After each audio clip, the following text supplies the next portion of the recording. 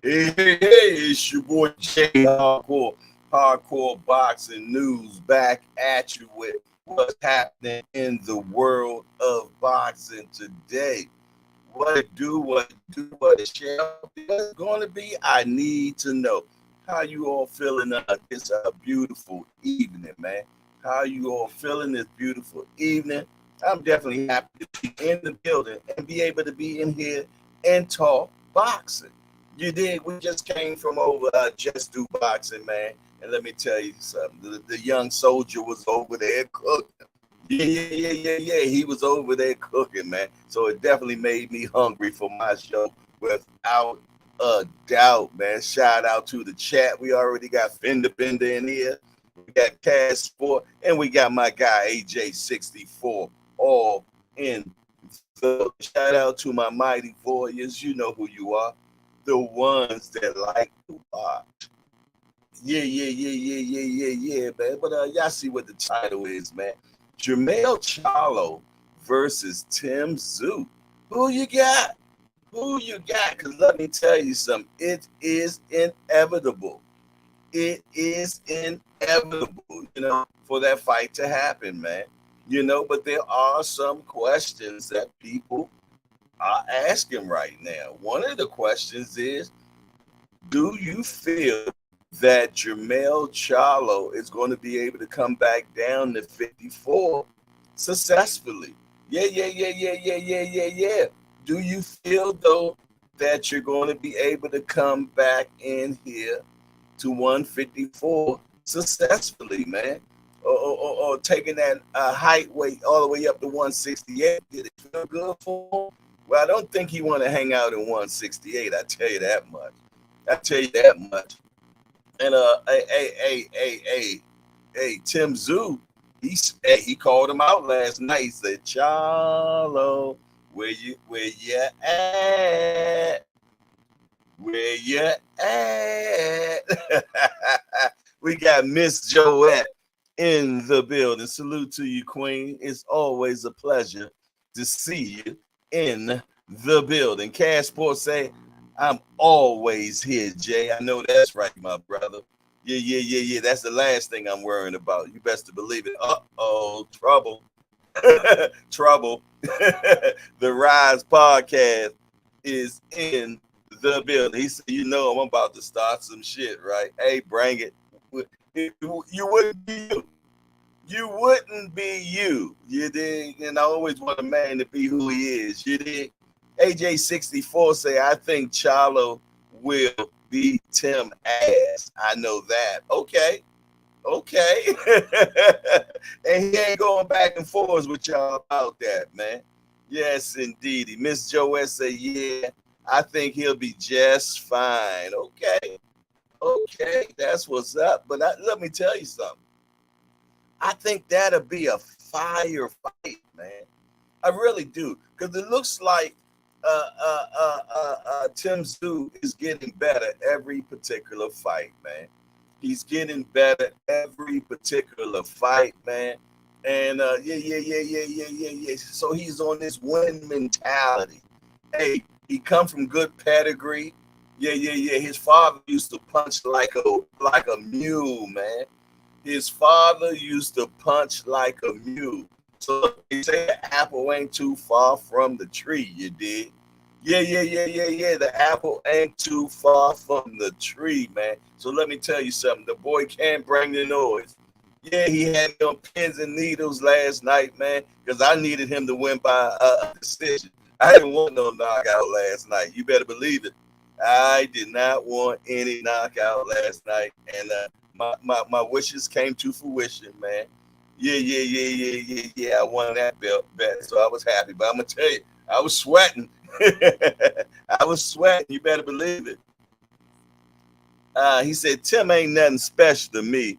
He just comes forward and throw punches, and he really don't throw a lot of punches, man. I think they say he averages like 42 punches per round. He's just accurate with them. I used to be 100% male, but now I'm starting to drift just a little towards Zoo. just a little bit towards Tszyu. I'm just trying to find out, is Devin undefeated or not? Hey, Senior sent some information out, man. Yeah, but you know, I had seen this before back in the day. Somebody said that Billiam, old Billiam paid for one of Devin's fights in Mexico, man. Yeah. That he paid for one of them fights in Mexico. Yeah. Devin had lost, but they said old Billiam paid for it to be a win. So I don't know how that worked, but he is undefeated. You dig? He is undefeated for what we know. Station breaking, man. I got I got me one of them oatmeal pies, man. Yeah. Taking it back to the day.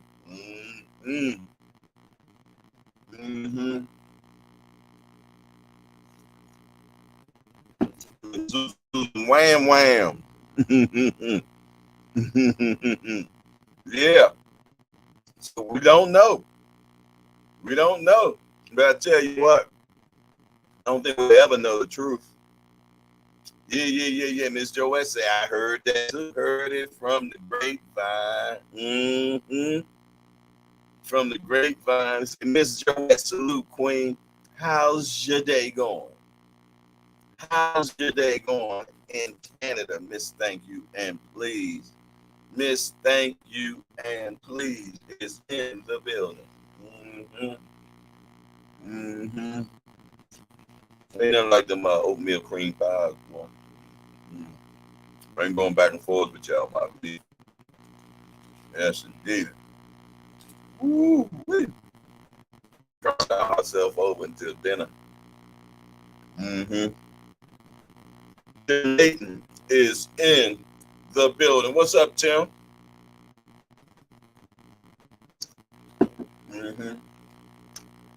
Good. Energy working as well. Yeah. I'm be bouncing off the wall in here in a minute. we didn't have a show yesterday, man. Yesterday was Aunt McQueen's birthday. Yeah, yesterday was Aunt McQueen's birthday. And this morning, it did not hit my mind to do it this morning. But during the day, I was like, wait a minute. God damn it. Aunt McQueen's birthday, man. So I want to make sure that we celebrate, break down Shawty's birthday today, man. Yeah. When you get up in the building, man, I'm going to put that bag on notice, man. Yeah. I'm going to have to put that bag on notice, man. Tim Layton said, I'm waiting on this apple cake the wife made. Got some coffee going, waiting for, oh my goodness. Not the apple cake. Okay. You top, You top my oatmeal cream pie, but I got another one. Not to say that 2 oatmeal cream pies gonna equal up to that apple cake, because I know it ain't. One gone. Yeah. Yes, indeed. Yeah. How is y'all day going so far, man? Have y'all football teams been winning? My game ain't today. My game tomorrow, man. My game is tomorrow. We're playing the Chargers tomorrow at 8:15 in the evening. Yeah. 8:15 in the evening. Yeah, we got young Aunt McQueen, man. He turned 30 fizzle today. Yesterday. He turned 30 fizzle yesterday, man. Seeing you say that apple cake be a missile, man. Hey, can I tell y'all something funny? Can I tell you? I can't even find my glasses right now. I done lost them damn things, man. I ain't got a clue where they at right now. They talking about better put them glasses on. I don't even know where them glasses at right now. I ain't gonna go back and forth with you. I'm notorious for losing glasses, man. Yeah. I'm notorious. That's why I always buy 2 pair at a time. Yeah. That's why I always wear 2 pair at a time. AJ said, put the glasses. What I need to put the glasses on for? What did I do? What I do? What I say? Talk to me quick. Enlighten me, my brother. Man, my Saints suck. Big cheesy balls. Damn, okay. Sorry to hear that. Hey, senior. Talking about, let's go San Diego. Man, I tell you, boy. But that boy a hater from way back. Way back, man. I told you that Buck Nasty grandson, man. Yes, indeed.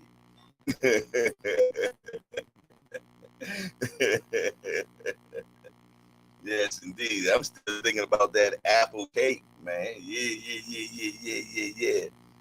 Got that apple cake being made by scratch. Yeah, that's what's up. That's what's up. Enjoy a slice for me too, lady. Please do, sir. Yeah. They got Adrian Broner. Adrian Broner is fighting Chris Howard on December the 2nd, man. And it's going to be celebrating Don King 92nd birthday. Don King said he's looking to have the OJs there too, man. Yeah. They looking to have the OJs there. So yeah. Don King trying to party. Yeah. He trying to party. So that's going to be December the 2nd. You got Adrian Broner, man. It's going to be at the Casino Miami at Jai Alai, whatever that is. Yeah. They moved the date. It's supposed to have been in November. So he said he's still having that date, but he having two. He said, I need you to put them glasses on so I can ask you again. Is Devin undefeated with the glasses on? I know I'm not going to get the whole truth and nothing but the truth. So help you God. I don't know, man. I wasn't there. You don't know. Nobody was there in Mexico if that brother father paid it or not, man. I don't know. So you ain't gonna push me into giving you a damn answer. I don't know, bro. I'm sorry. I don't need no damn glasses to tell you I don't know. I ain't going back and forth with you, senior. Go sit down in the corner somewhere. Showtime, the guy has entered into the building. What's up, Showtime? What it look like over there in St. Louis, my guy? AJ64 said, I refuse to name my football team. Don't want to incriminate myself. Man, I've been a Cowboy fan since I was 8 years old, man. So lose or draw, I'm used to it. Yeah. I'm used to it, man. Yeah. The Cowboys make you have tough skin. You better believe it. I got tough skin when it comes to Yeah. I'm gonna be truthfully honest, man. It don't even bother me. Yes, I'm just behind them. I want them to win every game. But look, if they lose, it ain't like I'm jumping off the roof, Jack. Yeah. You ain't gotta worry about that. It ain't going down like that. You did? Not at all. Not at all. There he is. Breakdown Shorty has entered into the building. Ant McQueen, the professor, the historian. The brother got so many names because he's so talented, man. And he loves this beautiful sport. He loves this beautiful sport, man, that he invests his time in it heavily, man. Yeah. He breaks them down so nice. That's why I call him breakdown Shorty. He break them down, man. He break these fights down. You better believe him. But I call him the historian too. Yeah. He can take you back to yesteryear. He can take you back to yesteryear as well. But y'all know how we get down in the hangout, man. Y'all know how we get down in the hangout for the birthdays, man. So yeah. I'm about to put the boo bob bang on the bag 35 times for young Ant McQueen, man. The brother done went 35 times around the sun. 35 times around the sun. AJ64. So how many fingers I'm holding up, Jay? You holding 4 up, bro. Now get on out of here. I ain't going back and forth with you now. I ain't going back and forth with you, man. I tell you what, I'm about to put the Booba Bang gear on right now, man. Y'all help me count out 35 pieces, man, for my man Aunt McQueen. Help me count out 35 pieces for the young Aunt McQueen. Somebody that is definitely appreciated around here. Somebody that's definitely appreciated around here. Young Aunt McQueen, man, definitely appreciated one. Yes, indeed. Yeah. I love seeing young hardcores, man. Yes, indeed. So yeah. This 35 piece song is gonna be brought to you by Aunt McQueen for the 35 times that he went around the sun. You did? 1, 2, 3, 4, 5, 6, 7, 8, 9, 10, 11, 12, 13, 14, 15, 16, 17, 18, 19, 20, 21, 22, 23, 24, 25, 26, 27, 28, 29, 30, 31, 32, 33, 34, 35, 6, 7, 8, 39. Up, boy. Gotta count them, boy. I'm just throwing. Yeah.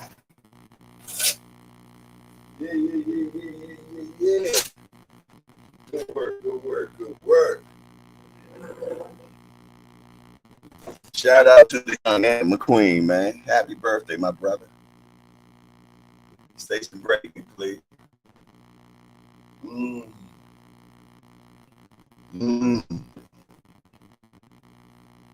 What else y'all got going? Let me get back to the chat. I done missed some stuff, man.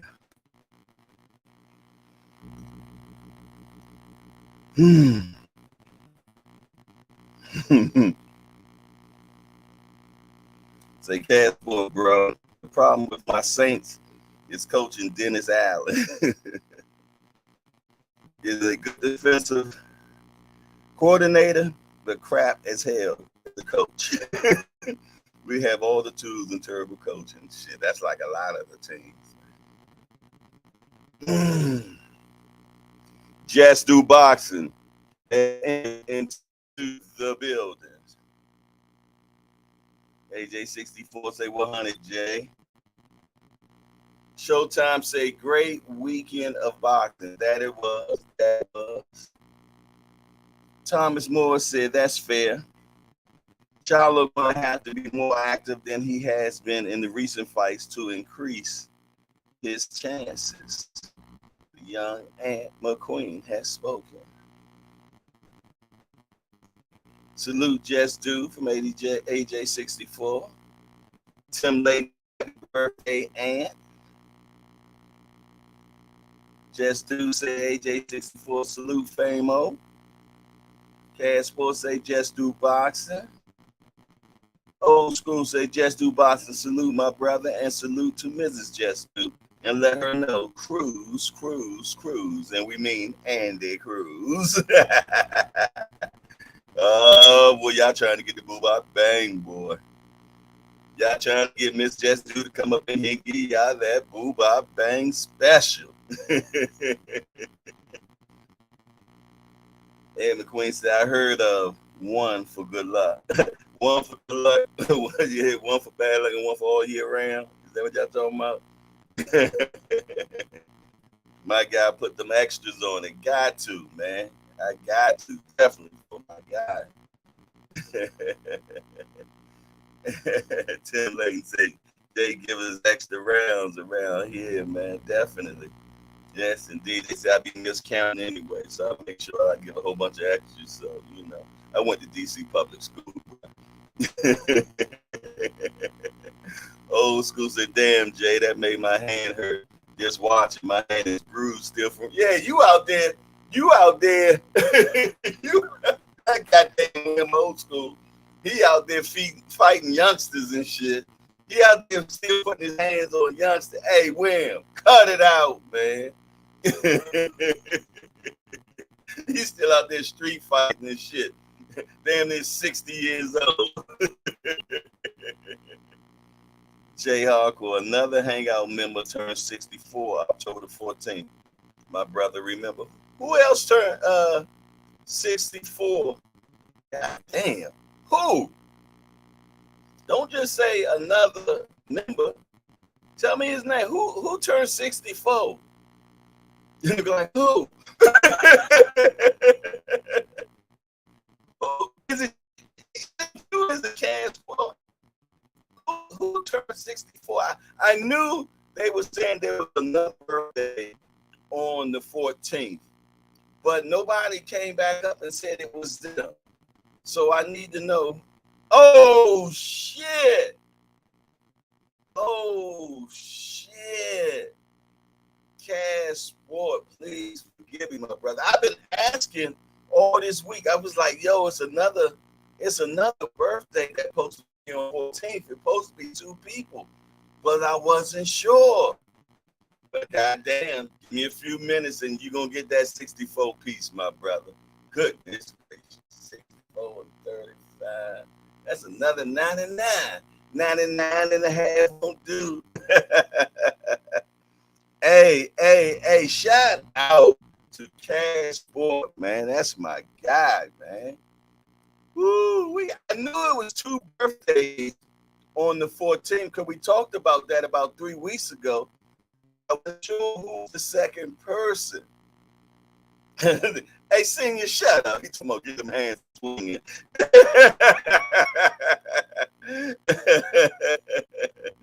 Yes, indeed. But let me do something else first. Consider it done.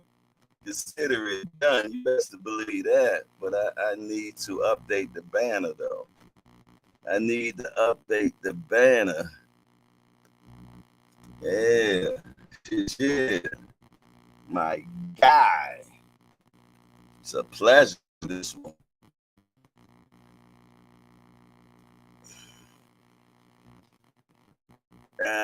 Okay. Damn. And Cass. CASSPORT.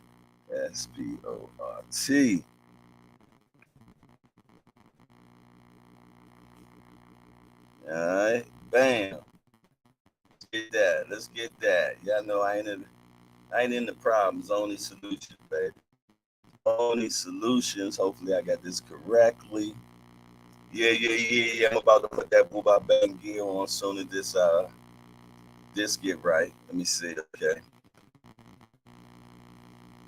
Yeah. There it is.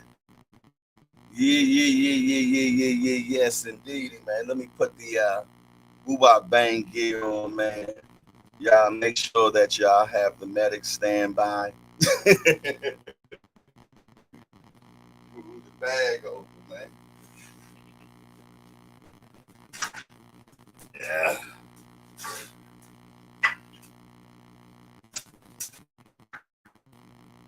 Yes, indeed. It got a creep on me. Yeah.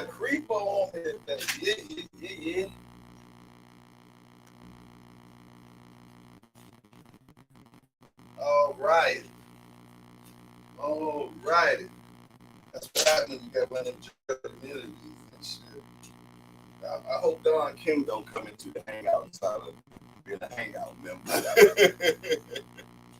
All right. This 64-piece destruction, man, will be brought to you by Cash Sport, man. Yeah, my big homie from straight out of Randallstown. I would be more one or the other. But I tell you what, man, definitely a good one, man. Definitely a day one up in here. You better believe it. And he turned 64 years old. So yeah. This for you, big homie. 1, 2, 3, 4, 5, 6, 7, 8, 9, 10, 11, 12, 13, 14, 15, 16, 17, 18, 19, 20, 21, 22, 23, 24, 25, 26, 27, 28, 29, 30.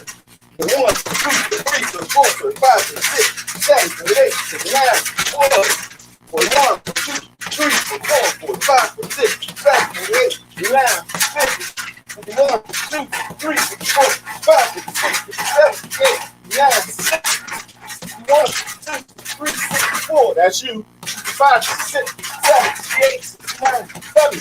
31, 32, 33, 73, 74, 75, 76, 77, 78, 79, 80, 81, 82, 3, 84, 5, 86, 87, 88, 89, 90, 91, 92, 3, 94, 5, 96, 7, 98, 99, 100, 1, 2, 3, 4, 5, 6, 7, 8, 9, 10. My big homie gets extras. My big homie gets extras. Yeah. Yeah. My homie gets extras.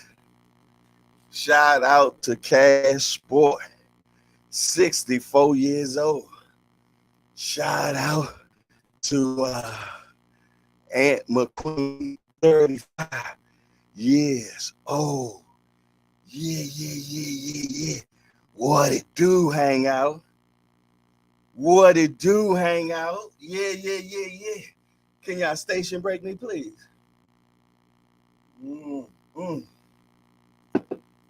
Yeah. Dre Finest has entered into the building. Yeah. What y'all got going on, man? What y'all got going on? It's the hangout, man. We got Clarence McLean has entered into the building. Skywalker Boxing has entered into the building. Who else did I miss? D for the win has entered into the building. I Serve 88 has entered into the building. We got a new guy in the building.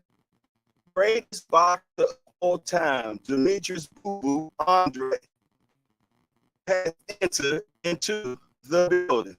We want to welcome greatest boxer of all time, Demetrius Boo Boo Andre, to Hardcore's Hangout. We just a bunch of hardcore degenerates that what I about to say? We just a bunch of hardcore degenerates, man, to get together and talk about this beautiful sport we love called boxing. We only got one rule around here: no hit, no drill. That means we don't talk about nobody's mom. Other than that, everything else is fair game. We want to welcome greatest boxer of all time, Demetrius Boo Boo Andre, into the hangout. You dig? Yeah. Let me see if there's anybody else that I have not welcomed yet. Let's see.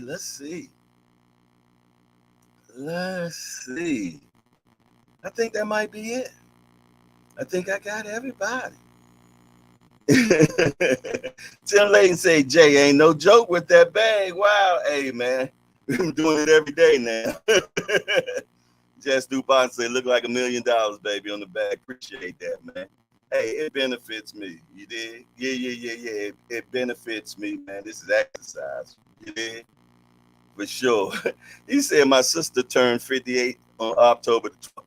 That's what's up. She's not in the hangout, though. Gotta be a member. Oh, now they have me hit the bag of their grandmoms and everybody. You did?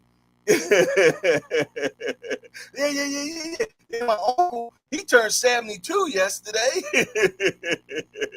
Yeah, just do. They trying to have me hit the bag for everybody. Rod Podcast said he ain't no historian. I gotta ask, because if anybody knows historian knows, did Devin lose down in Mexico? Is he not undefeated? Lord have mercy. Seeing you on some fraggle bullshit right now, man. You need to go down to Mexico and do an investigation, man. I think that's what you need to do, Senior. He said, I don't see Boo Boo in here. I must have him blocked on my channel. Well, I'm pretty much sure it ain't the real Boo Boo either.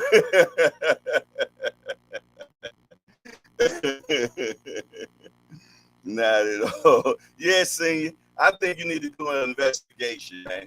I really think you need to go to Mexico Yeah. I think you really go to Mexico, man, and started hitting all the bars. Yeah, go hit all the bars and find out if Win Billion, if Billion paid off a fighter, man. Hey, I think you can do it too, Steve. Yeah, start with Guadalajara. Yeah, hit all those name places, man. Yeah. Make sure you do that.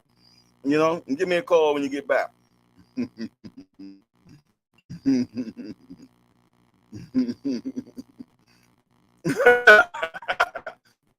William Old School say, senior, you can ride down the Mexico offender and be back guard. Your back guard. I say it's back guard. It's back. Hell yeah. Let me tell you something. Fender gonna be the biggest dude in Mexico, yo. I guarantee you. He said if I could find a little Mexican who whipped Devin's ass, I would have him on TGE show immediately.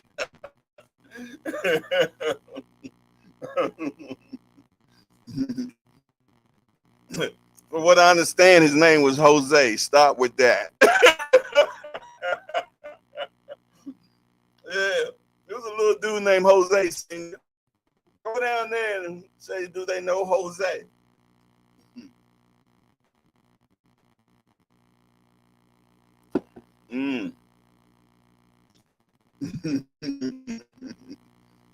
Yeah, I'm pretty much sure it was Jose, man.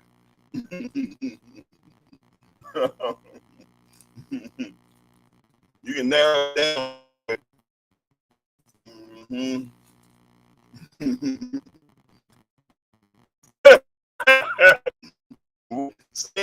So, sing.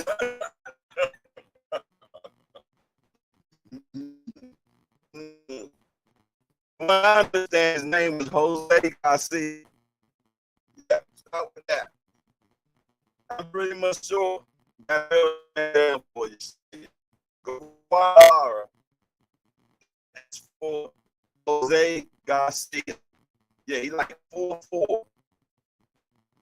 Pretty sure you find easily, man.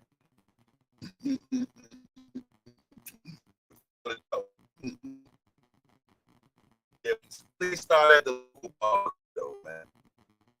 Yes, please start at the local bars, man. I love when you talk about their mama down there, too, singing. Yeah, you love man. Yeah, talk about the mother with this. Yeah, we seen that at McQueen. He said, I'm gonna give all the Mexicans as the invite to TGE show. What is TGE?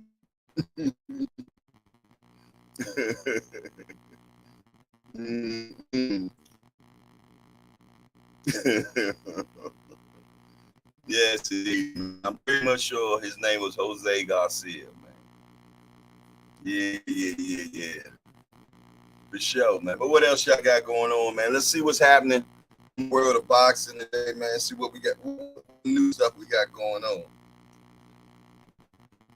Okay, as I told y'all earlier, Agent Broner versus Chris Howard is pushed back December the 2nd. We didn't even know it had a date prior to that. I know I didn't. Maybe y'all sophisticated hardcores did. Carlos Adames hoping for a Canelo fight. I will make Canelo run from me. Okay, Carlos Adames, pop your collar, talk your ish. Cole Frost slams Fury versus KSI.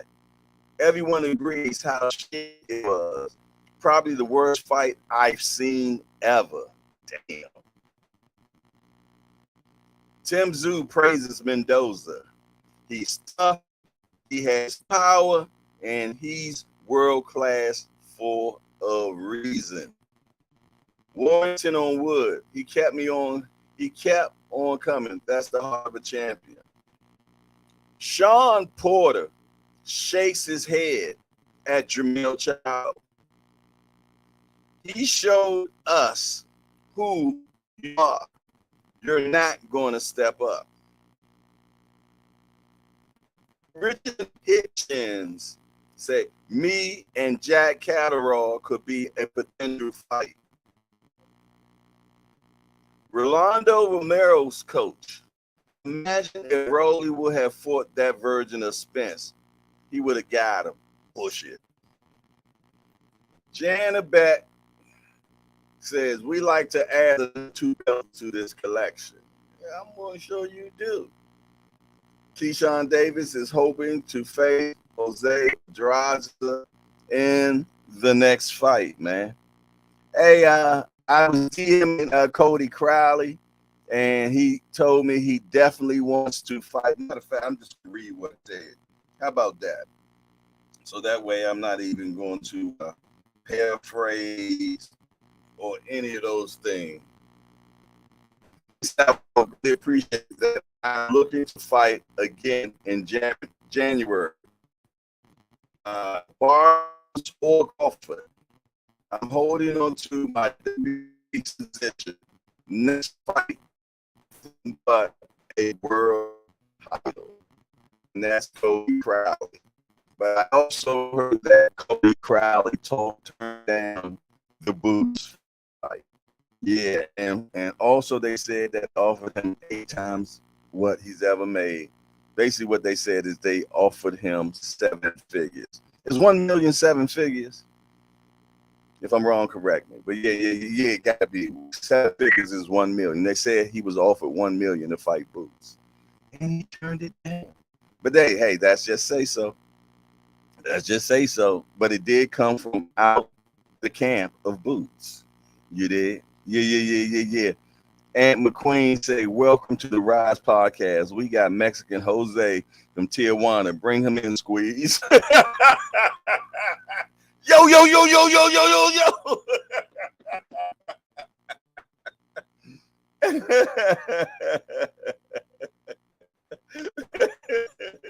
He be in there smiling. Look, little Jose be in there just smiling. He be smiling and just nodding his head. Don't speak no bit English.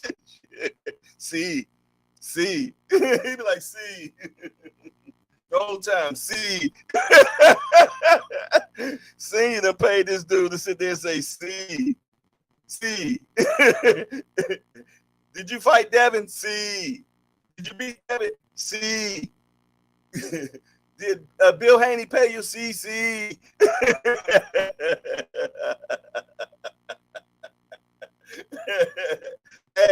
Hey, Steve, I would like that too, man. I would like for you to fight Boots for $1 million, man. Yeah. I pay front row for that fight. I would be front row for that fight. Yo, Eagles lost? Get out of here. Yeah. Hey, Jess, I be sitting front row seat. Senior against Boots. Yeah. I be right there, brother. Yes, indeed. I have my little Go Senior joint on and everything. Look, I have a little tin can for his teeth and everything, Jack. Bruce Gas, Boxer, Jazz, and Bull has entered into the building. What's up, big homie? Good to see Bruce Gas, Boxing, Jazz, and more in the building, man. Cass Sports said, I thought Jermell Herman every time. Nah, he fighting. He fighting in New York City, man. Yeah. Hey, I talked to David Zane today on Instagram, and he says, let me make sure I got it right. Let me make sure. He says that he has a fight November the 11th. So I told him to send me, some promotion stuff and footage stuff. But yeah. David Zane, our South African brother, man, says he got a fight November the 11th. Remember, y'all, he's an MMA fighter. He's 5-0 with 5 knockouts, man. So yeah. Soon as I get that information, I'm gonna get that information out to y'all, man, for sure. But yeah, if you have not signed up for him, definitely sign up. Just do say, shit, I fight Boots for 500. Just do. Nah. Hey, first of all, hospital bills are expensive, my bro. Yeah. And me as your manager, yeah, we can't take nothing less than a meal, bro. Not at all. Not at all. Then you say, you don't want me to fight, Boots. As soon as I get my check, I'm donating 10K to the hangout. Yeah, y'all hear that shit? He trying to kill me.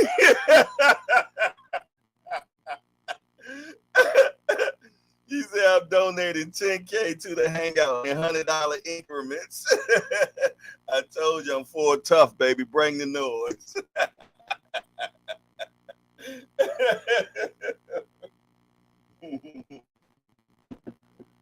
You'll get them 10K out of me, Jack. You better believe it.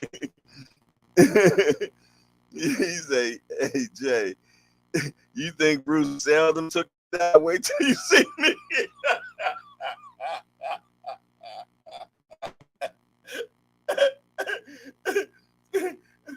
What was that penitentiary to do? He said, my bowels, my bowels.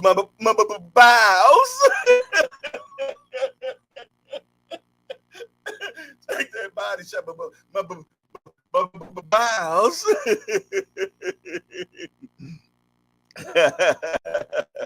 All right, Dre. We're gonna make sure that we get those angels encamped around you, man, to get to your job safely, man. Yeah, for sure, man. Make sure you get that crowd mercy on the way, y'all. Y'all make sure y'all put those prayers up for they find us to get to work on time. That them angels are encamped around. Yeah. He said, you think Bruce Seldon took a dive?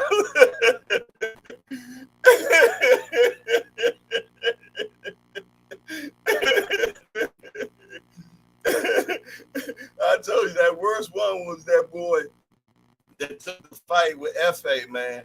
That dude was walked up in the ring, got in the ring, so they hit the bed, he got out the ring and walked down the aisle. Let me tell you something, that shit was classic. I don't know if paid, but that was totally classic, man. You talking about a cat dying laughing? Yo, I was crying when I seen it. Just when you thought you'd have seen everything in boxing, man. Yo, hey, and he done had fights after that. That's what's so crazy. They done gave him fights after that, man. Yeah, he fought at least about a month or two ago. He fought about a month or two ago. Okay. Was it Saturday? I know they said he had a fight coming up. It could have been Saturday. I don't know. I didn't watch it. Hey, let me look it up. And you probably know. What's his name again? Curtis Hopper. Box rap.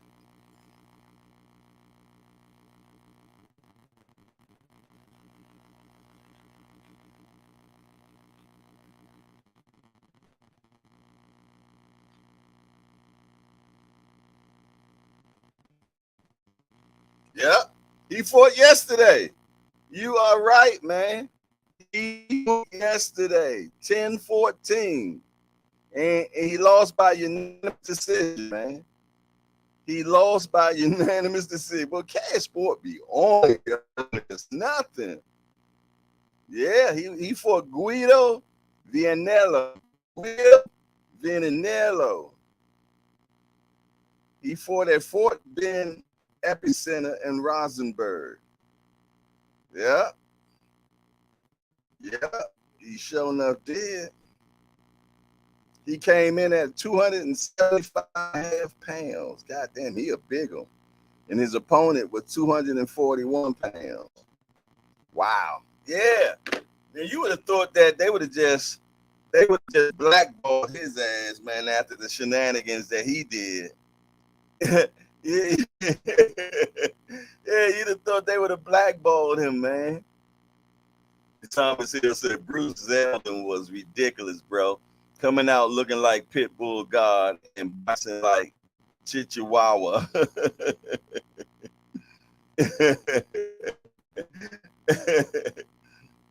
Dre finally said that Bama fought last night.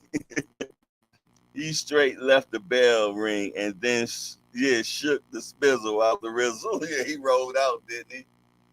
He definitely rolled out, man.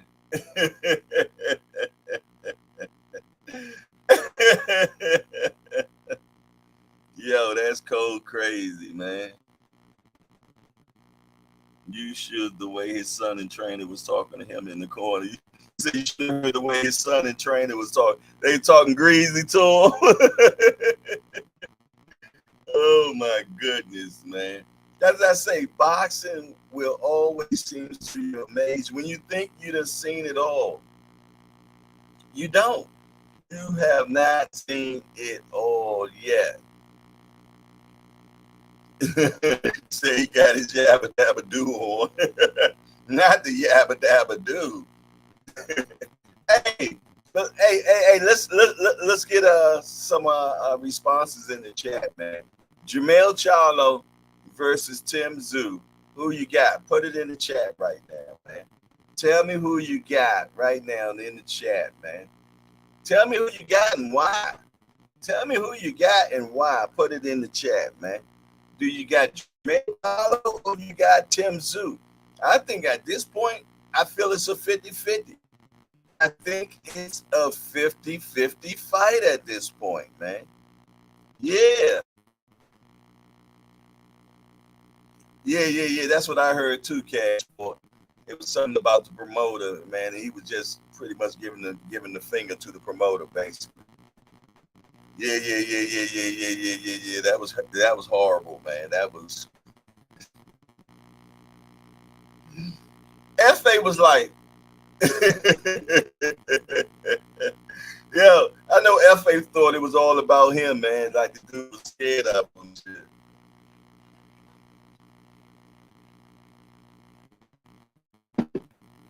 For sure.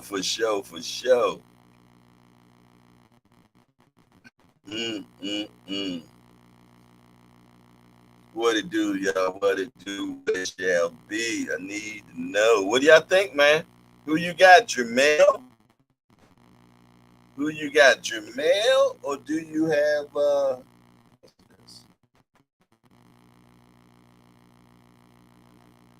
Okay.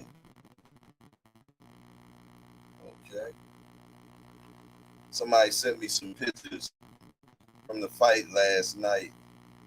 From the Devin Haney,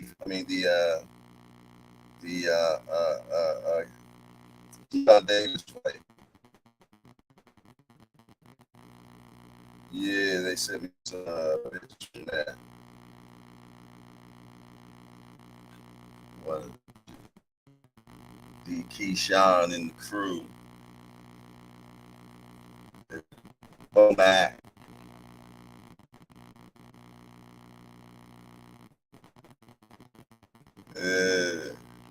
Stitch. Yeah, Banky cool with one of Keyshawn Davis coaches. Yeah, so that came from Banky. And yeah, it is. Tim split decision. Okay. I still got drilled by the decision. Going to be kind of hard to get back to that weight after 2 years off of it. Great point. Who else? What y'all got, man? Don't be afraid to say it. Come on, put them receipts out right now. You ain't bomb into the actual fight, day before the fight when we get our finals. But I like to see where your mind's at about it right now. I'd like to see where your mind's at it right now about this fight, man. I think it's 50-50. I'm still leaning towards Bell. I'm still leaning towards Jermell. Just by a little hair. Just by a little hair, man. Because like I said, man, Tszyu has been impressing me. He has been impressing me, man. I'm not even gonna argue with you. Yeah. I like that. I like that come forward mentality. You did seek and destroy, man. Seek and destroy. Now I didn't understand why he didn't like the 12 round. Yeah, I ain't mad at him, man, because he had to go to the distance and I made some bread. But I didn't understand why he didn't go for a knockout in the 12th round. Now, well, my thoughts is, I just told him, hey, man, yo, he's going to try to come knock you out in the 12th round. Just take your time, man, and don't even trip your head on card. That's what I think his coaches told him. You did. That's what I think. You know what I'm saying? Because he really didn't do anything in the 12th round at all. He stayed on the outside and everything. You did, which, like I said, man, it gave Mendoza a little comfort, a little confidence, because he's actually started coming forward. He started coming forward after Tszyu. You dig? So but shout out to Tszyu for not taking it to the 12th round, because he had me on the edge of my seat, man. Because I really needed Tszyu to win by decision. So it worked out perfect for me. It definitely worked out perfect for me. So I ain't mad at all. At all. Yes, indeed. That plus 240 was okay with me. You better believe it. Yeah, but I really think he had the opportunity, man, to stop Mendoza if he really. Yeah, a couple of times, man, it looked like he had him. It looked like he had him, man. I don't know if Bell has saved him one time or what, but a couple of times, man. Yeah. Like Ant said, it looked like he was asleep off of one of them punches, and another punch woke him back up and shit. Yeah, for sure, man. For sure. Yeah. Yeah, same here, Cassport. He's making me a believer, man, more and more. And I see him getting better every fight that I've seen him in. I really have. To me, it looks like he's getting better, and I likes that. Man. And he comes from. He looks like he's getting. And he comes from good pedigree also. He comes from good pedigree, and cream rises to the top, Jack. So we gonna see, man. I think him and Charlo will be an excellent fight. Yeah. I think so. But you know how that is. It's an opinion of mine, and we know how we feel about opinions, man. Put the link in the chat, man. I put the link in the chat. If anybody want to come on in and grind out, man, talk about this Tszyu against Jermell Charlo. Govern yourselves accordingly. You did. Yeah. But I think it was an excellent fight. You dig? I hope Jermell starts to working on the weight cut now. Well, I won't even look at it as a cut right now, but just started coming down in weight, man. Get at a striking weight. Yeah, I want him to start getting on a striking weight. So when it's time for them to make that fight, he not in fat camp. You did. So yeah, I like for Jermell to get down to about let me say they fight 154. 154. I say get down to about 169, 170. something like that, man. So you had a striking weight. You had a striking weight. Being in boxing news, man. Are you still at work, bro? That bro be working crazy hours, man. He be working crazy hours. But yeah, man, I want to see Jermell, drop that weight. Don't do it drastically, but do it in increments. Yeah. Do it in increments and get it down. So when it's time to fight, I'm gonna tell y'all something too. Now, I'm gonna tell y'all something. Jermell, when he does come back, he gonna come back on some bullshit. You better believe it.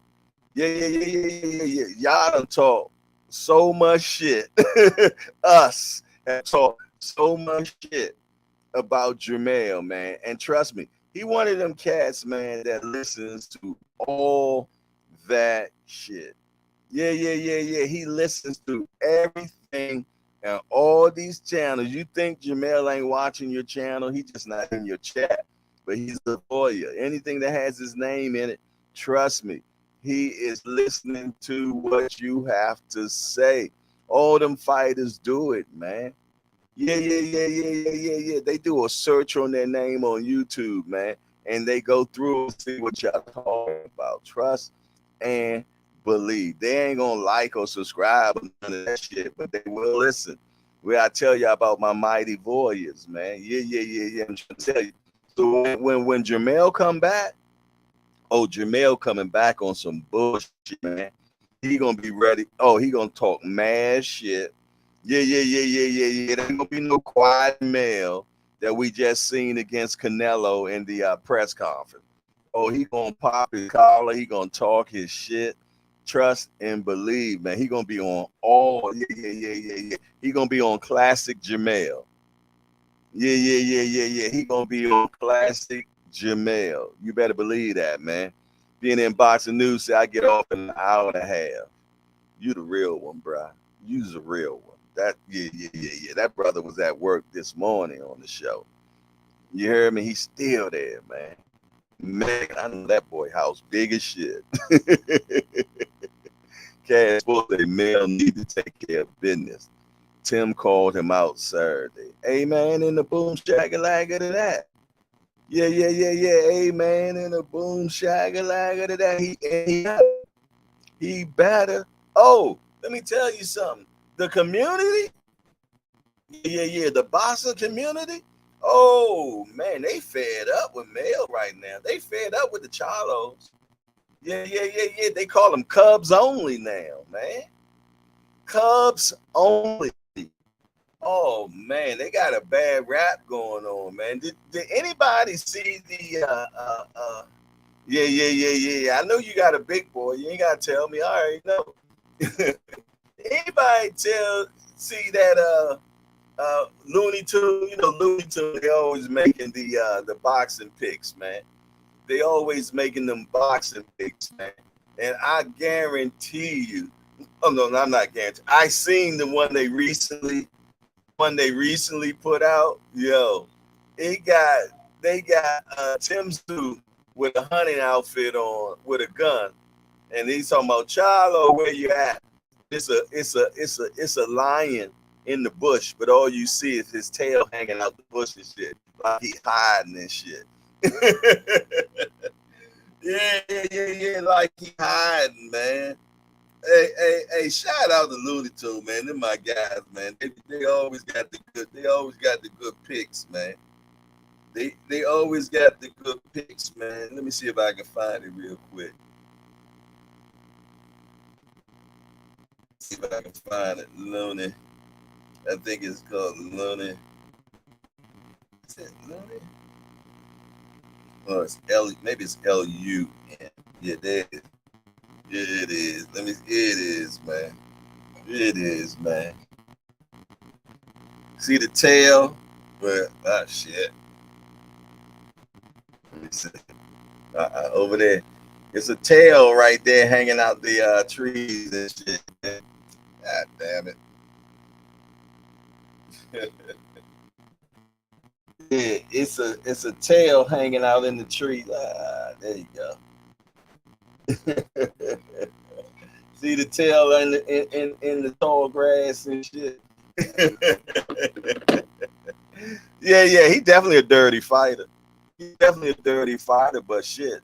When you got a dirty fighter, you got to fight him back dirty. You hit me in the ball, I'm going to hit you in the balls. You elbow me, I'm going to elbow you. Fair game, look, fair exchange is no robbery. Fight him the same damn way and let the referee figure that shit out. Whip his ass. That's the only way to stop a dude from being dirty, man. You got to do the same shit to him. Yeah. You got to do the same shit to him, man. Yeah, that's boxing 101, man. Give it back to him. Yes, indeed. Eventually they get the message.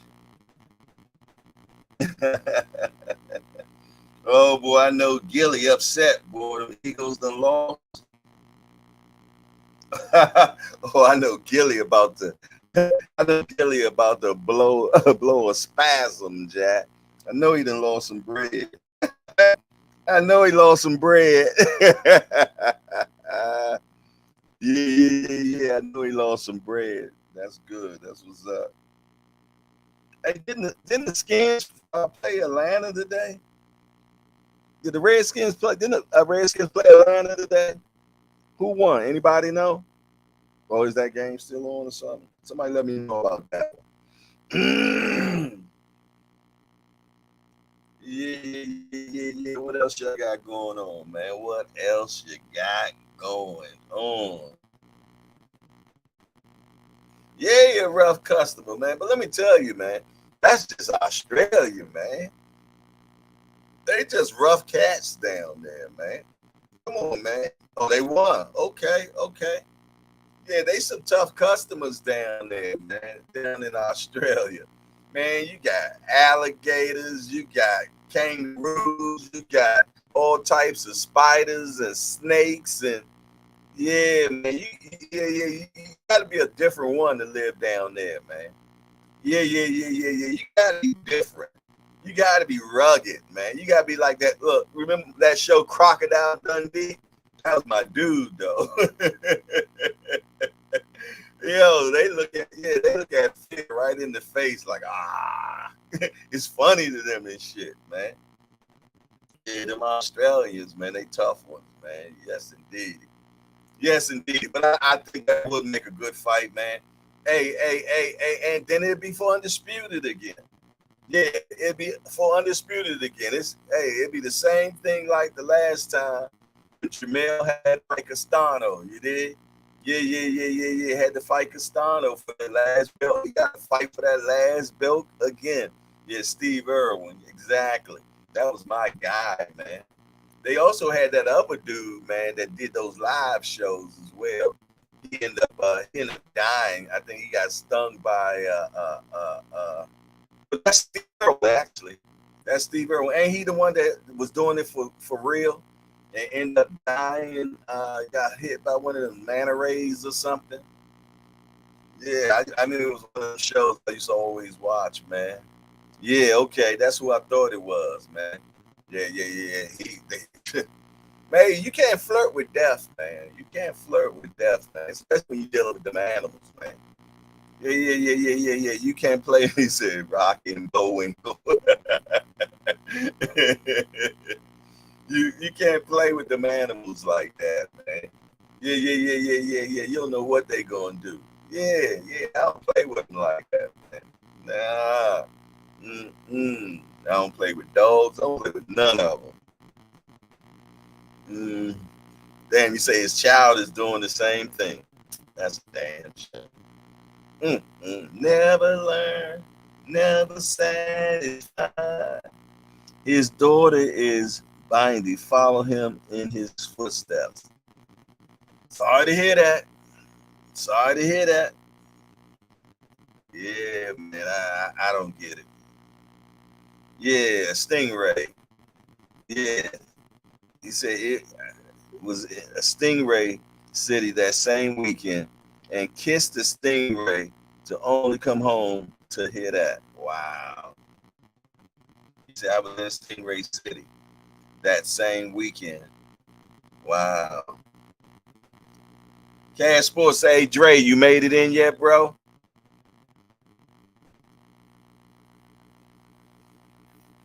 Yeah, man. I don't know why these people flirt with death like that, man. Especially with messing with them animals, man. Hey, you know what? One shows I like the line, man. What's the name of that show, man? Where they be catching alligators, swamp something. Man, I love that show, man. Swamp Monster, Swamp King. Yeah. What happened? Why ain't you come in? There we go. Salute to the hangout. What it do, man? Chilling, man. Yeah, I don't mess with them animals either. You don't play them type of games. These folks be thinking they be having them tamed and everything. It's like, man, that thing got a mind of its own. Mm-hmm. Yeah, man. Just like how all these people that had them lions. But you know what? Speaking about a lion, remember the dude in New York, man, that had the lion in Project? You remember that? It was a dude. Yeah, my uncle actually no, it's a tiger. He was a tiger. It was a tiger. My uncle actually went over there to that apartment because he was a sergeant in the NYPD. So he actually worked that case. Yeah, it was a tiger. And they had an alligator in the tub. Yep. They said that the tiger used to piss so much that piss was coming down from that apartment through the wall to the people downstairs and shit, man. They said this man had a full-blown bingo tiger in his apartment in New York City, and we'll take him for a walk like 2 and 3 o'clock in the morning, man. Yeah, that's madness. Yeah, that makes no sense to me, man.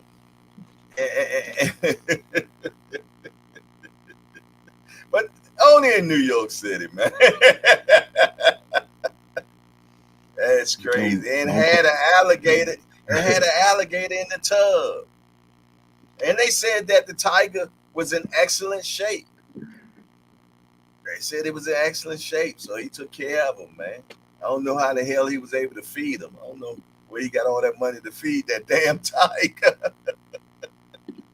Because I think the tiger had to been like, what, 400, 500 pounds, some crazy shit like that, man. That's amazing. You say your uncle was on the task force for that. Yeah.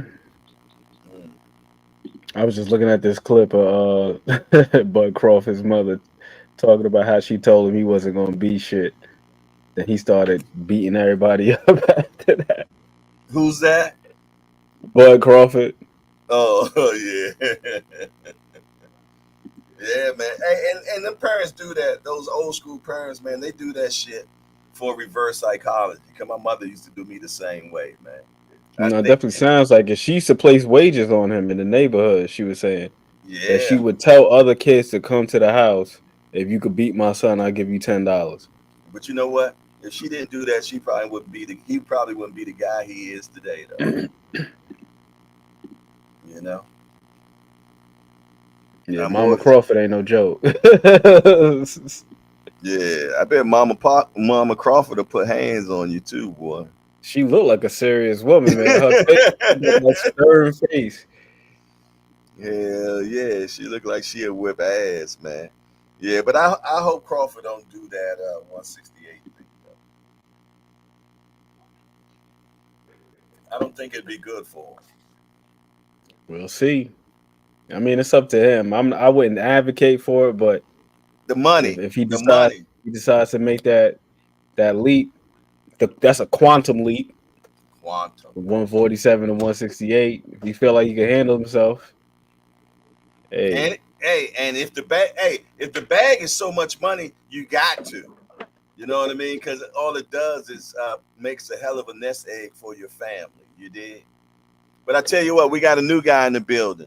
We got King Art has entered into the building. We want to welcome King Art to Hardcore's Hangout. We only got one rule around here. No, I got that wrong, boy. I tell you, boy, my memory going bad. We want to welcome King Art to Hardcore's Hangout, man. We just a bunch of hardcore degenerates to get together and talk about this beautiful sport we love called boxing. We only got one rule around here. We don't hit below the belt. That means we don't talk about nobody's mama. Other than that, everything else is fair game. Hey, y'all make sure y'all welcome King Art into Hardcore's Hangout, man. Welcome. And his first chat is facts. And Dre finally say he's almost to work, y'all. He almost in the building. What was you about to say, Ant? Oh no. I was reading Cat Sports comment. He said Zoo ain't gonna get that little ring against Mel. He had Harris in there. What do you think about Jermell and Zoo?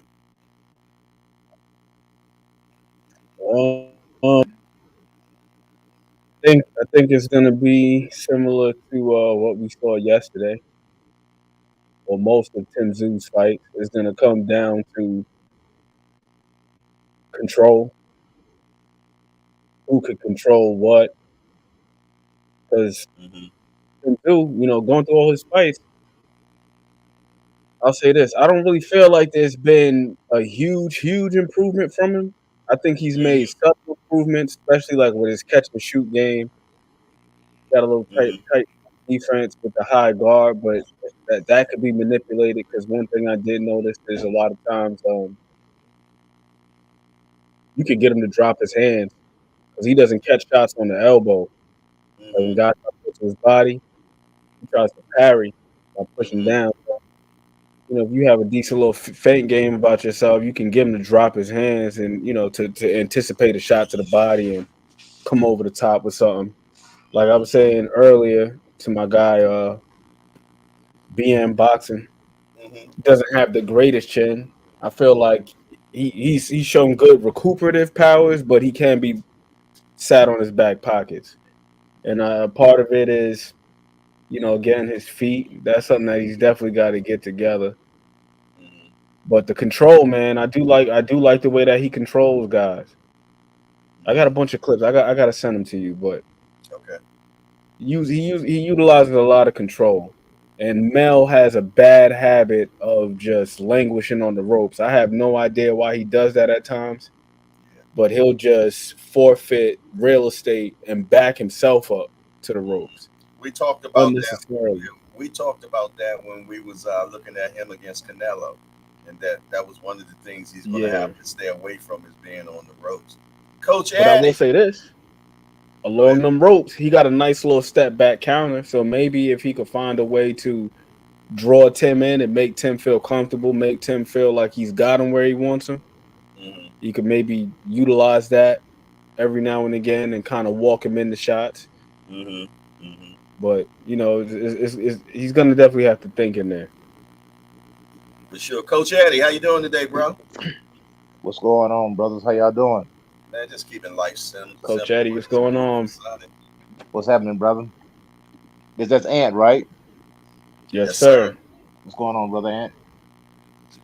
Feeling all right. How about yourself? Oh, good. Everything good, man. What you think about this fight we're talking about, Jermell Charlo versus Tim Tszyu? I feel like Jermell should be able to handle him. I'm still, to me, the jury's still out on Tim Tszyu. To me, I'm not completely sold yet. I feel like they're trying to force him on us. He's trying to force him on the boxing community. I mean, yeah, he beat a faded. To keep it honest, Tony Harrison's washed. He's good. Good name, good resume, but he was washed. Just a name. Then, just a name. Then Campo, decent contender.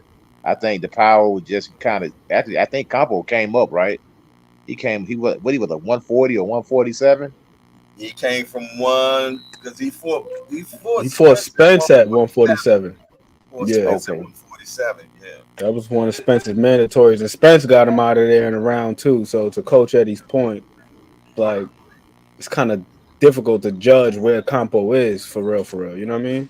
Anytime he's been in there, solid opposition, he kind of got like wiped out. Yeah, I think that Charlo should be able to handle him. I'd be surprised if Charlo could not handle him. I just put it like that.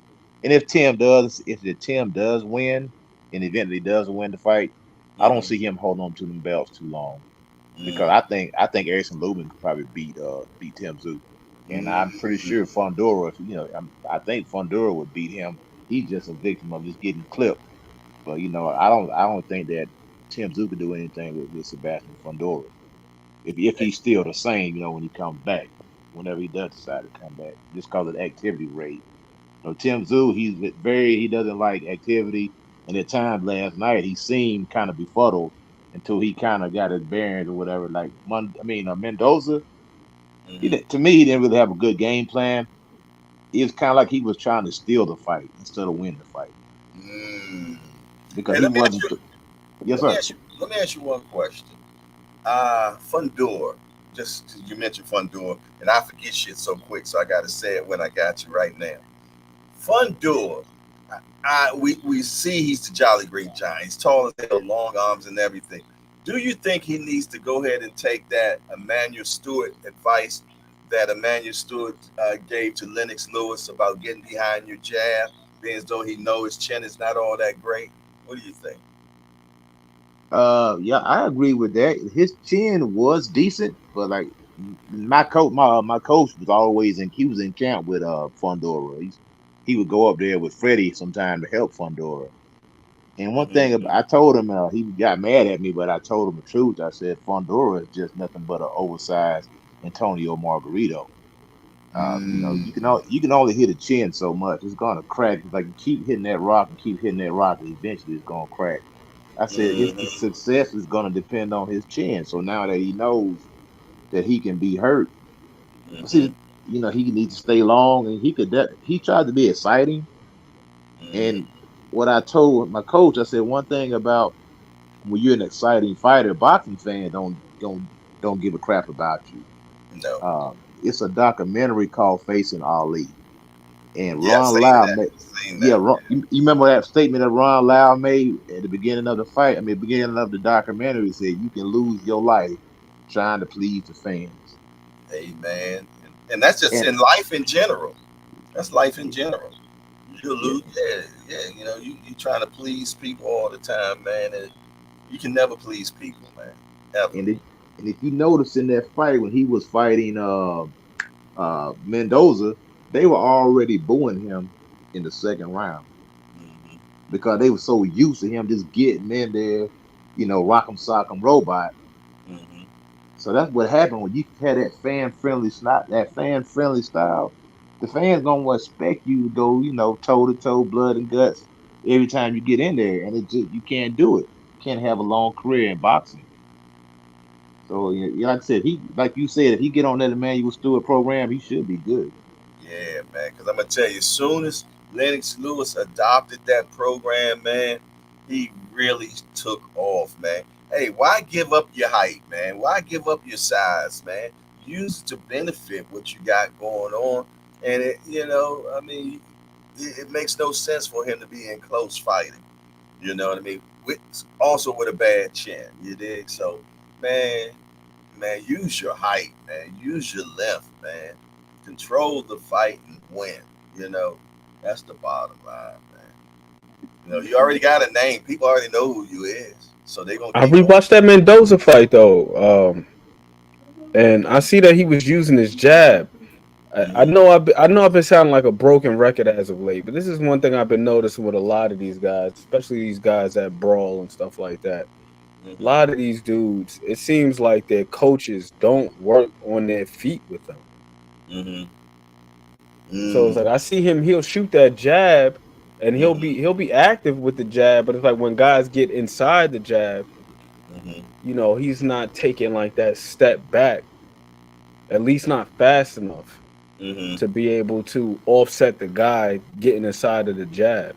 And that's what I've been noticing with a lot of these dudes, man, that have that crowd pleasing style.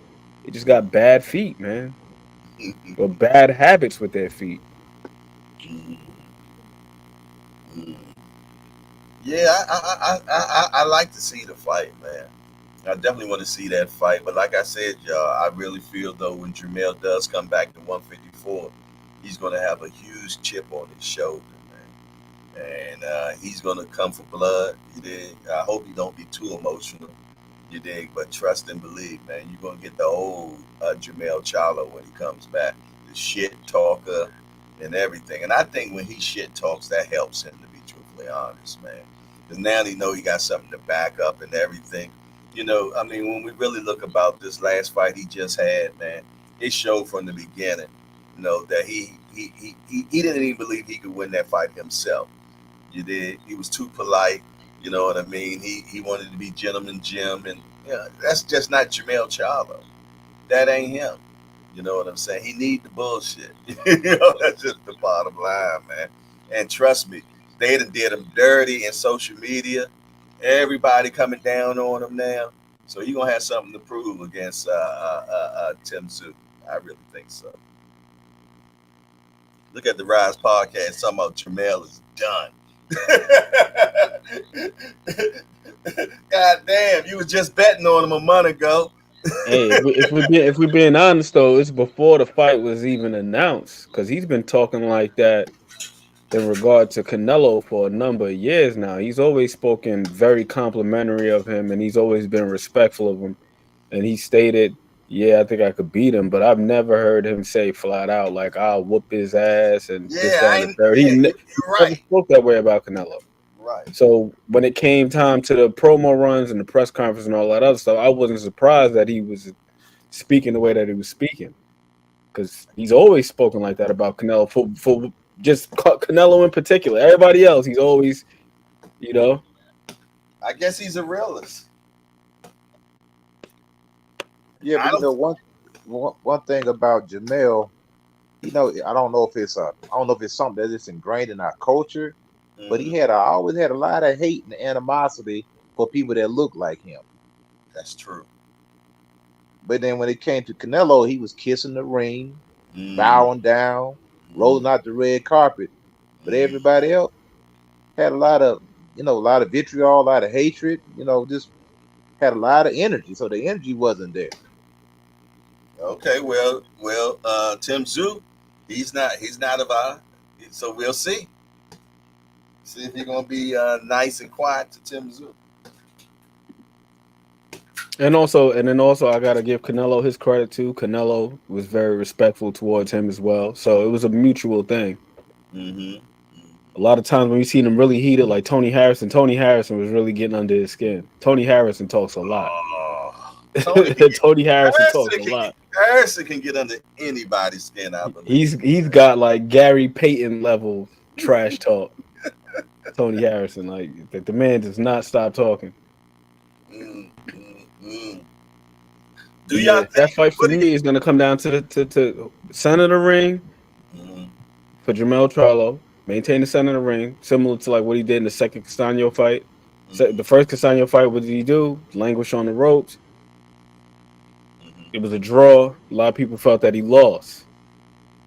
You know, that's Tszyu all day. Tszyu is really good at using the ropes as kind of like a third man, so to speak. Kind of like a good defensive play in basketball. They got you on the sideline or got you on the baseline. They'll make it real tough for you to stay in bounds, and that's kind of like how Tszyu fights. Like, he's not that good in the center, but along those ropes, in those corners, that's where he does his best work. What do y'all think about the weight? You know, he hasn't been down to 54 in a while. Do y'all think, because, you know, just history shows guys that normally go up, they normally don't end up coming back down. You know what I mean? So what do y'all think about that? Y'all think that's going to be an issue or what?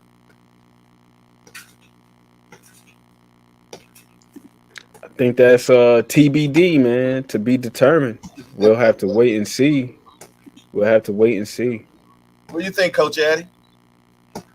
Yeah, I think it could be an issue.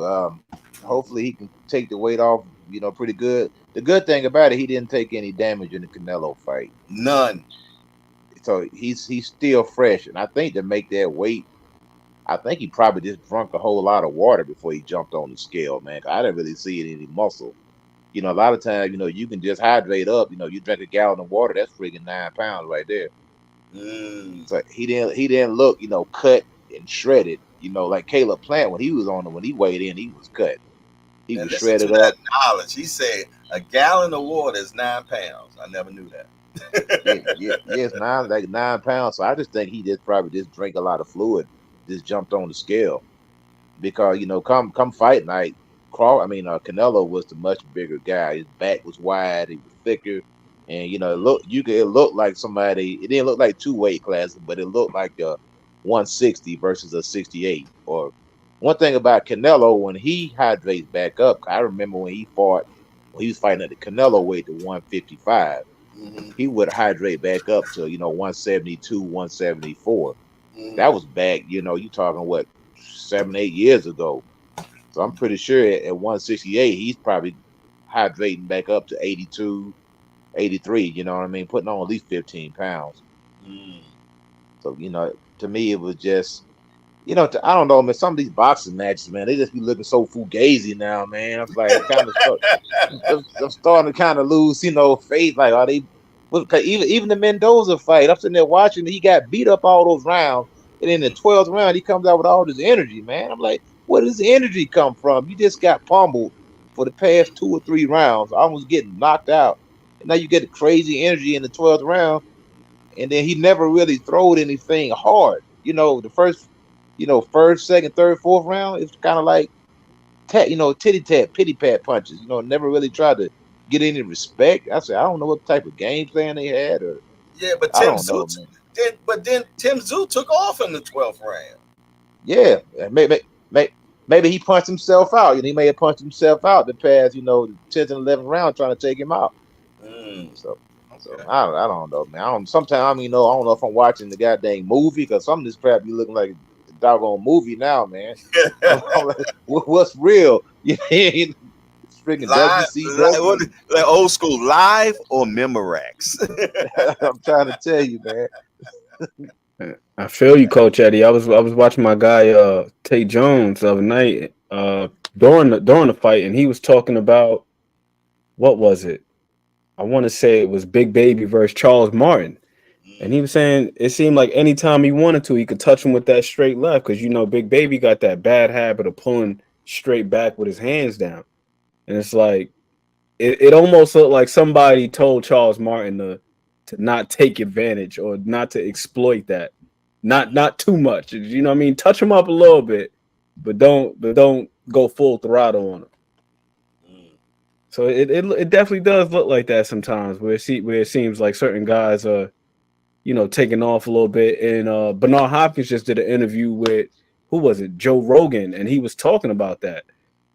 Saying like, if they got that guy that they're trying to prop up and he's supposed to be the next guy up, 9 times out of 10, the result is gonna be tailored in that person's favor. And you know what? And that's real, man. Because back in the day, man, it was definitely prevalent about how fights were being fixed and everything, man. Because you got a lot of old schoolers that were boxers that have came out now and said they took dives and all those type of things. Mm-hmm. My thing is, do you think that it's nothing different now? You don't think there's backroom talk where they say, listen here, I'm going to give you this opportunity. You're going to get a bag, man. But if you find yourself winning, I need you to change the forecast. I still think that still exists, man. Bernard Hopkins alluded to that. Yeah, he alluded to that, but he just said it's not the envelope under the table anymore. Right. Now it's more so the relationship. Yeah, I'm gonna tell you another thing, man. They so smart and tactical now. They know what referees to put in there, man. That can Kenny navigate. Bayless. Oh my God. Yeah, hey, he handled Mayweather fights beautifully. But yeah, man, they know what referees to put in. They also know what judges. Canelo got his own judges that come with him at every fight, Jack. You know what I'm saying? So, hey, it is some fraggle bullshit still in the game. It's definitely still in the game, man. Because I'm going to tell you something. I think the money thing last night was Tszyu by decision because nobody really didn't believe that was going down, man. And I'm glad I hopped on it. But I tell you what, they had me on pins and needles. they had me on pins and needles, man. I'm like, don't knock him down. I mean, don't knock him out. Don't knock him out. Don't stop him. Ref, don't stop this. Don't stop it. But then when the 12th round came, I'm like, whoa, okay, the bag is coming. I don't know. I think the money might have been on Tszyu for a decision last night, man. And it also sets up that long play. You know, it sets up that long play. Like right now, what are we talking about? The prospect of Tszyu and Charlo. Exactly. And that's what people want to see. Nobody wants to see Charlo and Mendoza. Who wants to see that? Ain't no story on it or nothing. I mean, the best way they can sell it is he been upsetting everybody, you know? But shit, when he fought Fundora, he was so far behind, it was crazy. Yeah. He was definitely out of that fight. He just caught, like he just freaking just swung for the fences, man, and connected, man. He like just one of them shots, kind of like a freaking Hakeem Rockman, Lennox Lewis type shot. This came out of nowhere, and it was over with, you know. Look at that perfect example. Tony Weeks, I'm Rolly versus Barroso. Yeah, that was crazy. That was crazy, yo. Even Tony Weeks versus Andre Ward versus Kovalev. I mean, Ward's my guy. Don't get me wrong, but that fight shouldn't have been stopped, man. We should have let Ward go ahead and finish him. That way, it wouldn't have been no controversy. Because I mean, Kovalev was done. I mean, see all kind of I can take you back even further than this. You remember that guy with the Canelo fought the kid from the Contender, Gomez. I think it was Alfonso Gomez or something like that. Some kid from the Contender series. I mean, that kid was giving Canelo a lot of problems, man. And what they do with these house fighters when they get in over their head, or they get in with a guy that's supposed to go out in 2 or 3 rounds, and that guy's still around 8, 9, 10, he's still around. As soon as the guy gets in trouble, the referee jumps in and stops it. Oh well, shit! Take it back to all the way to Julio Chavez and Mildred Taylor. Yeah. I knew you were going there with it. Classic example right there, man. He was whipping Chavez ass. Chavez caught him, and the ref stopped that shit so quick, it was crazy, man. I'm like, what the hell? Don King, baby.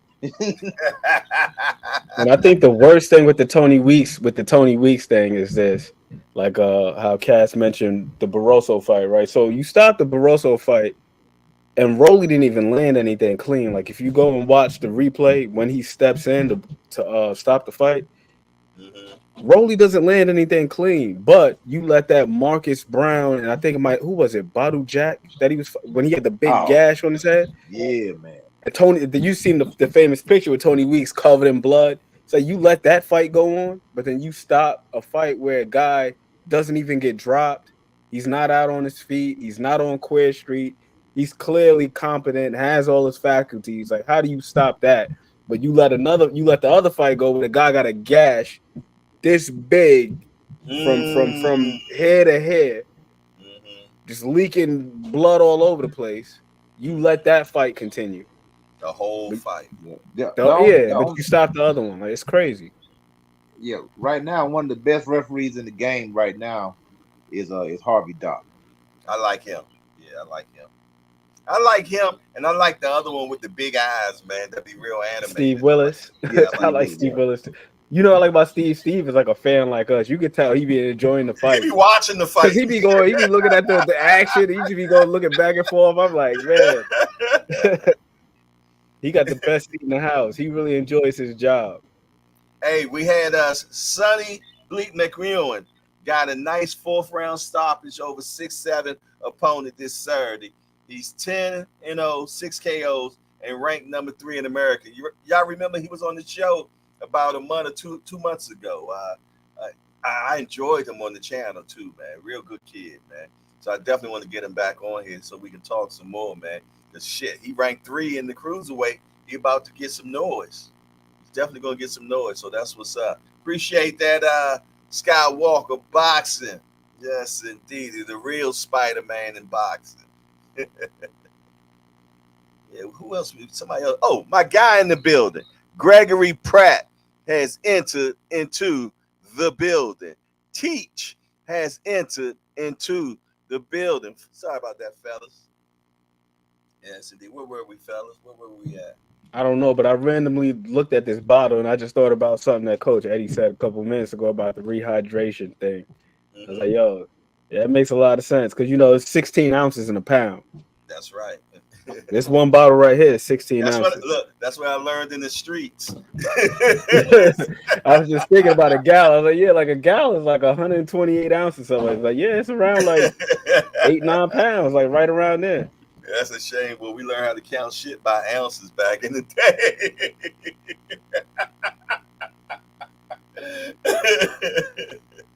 Oh my goodness. I had a homeboy like that, man. Like, did not do his homework, but he could count. You know what I'm saying? He could weigh things out on that scale. Yeah, he knew his math God that bless way him. and shit. Yes, Yeah. indeed, man. Yes, indeed. But yeah, man, we're gonna see what we got going on. What's the next big fight? We got Boo Boo and Benavidez, man. That's the 25th, right? But that's November 25th, right? Yes, got that fight, and they also talking about possibility of Jerron Boots versus Marios Barrios. Oh yeah. Yeah, they hadn't made anything final, but just rumor right now. They talking about. I guess they trying to make that card, that Showtime card. They trying to put some names on there to see if people buy the card, buy the pay-per-view and everything. And I was just back and forth in the DM with Cody Crowley, and he said they talking to him about that too, about Cody and Barrios.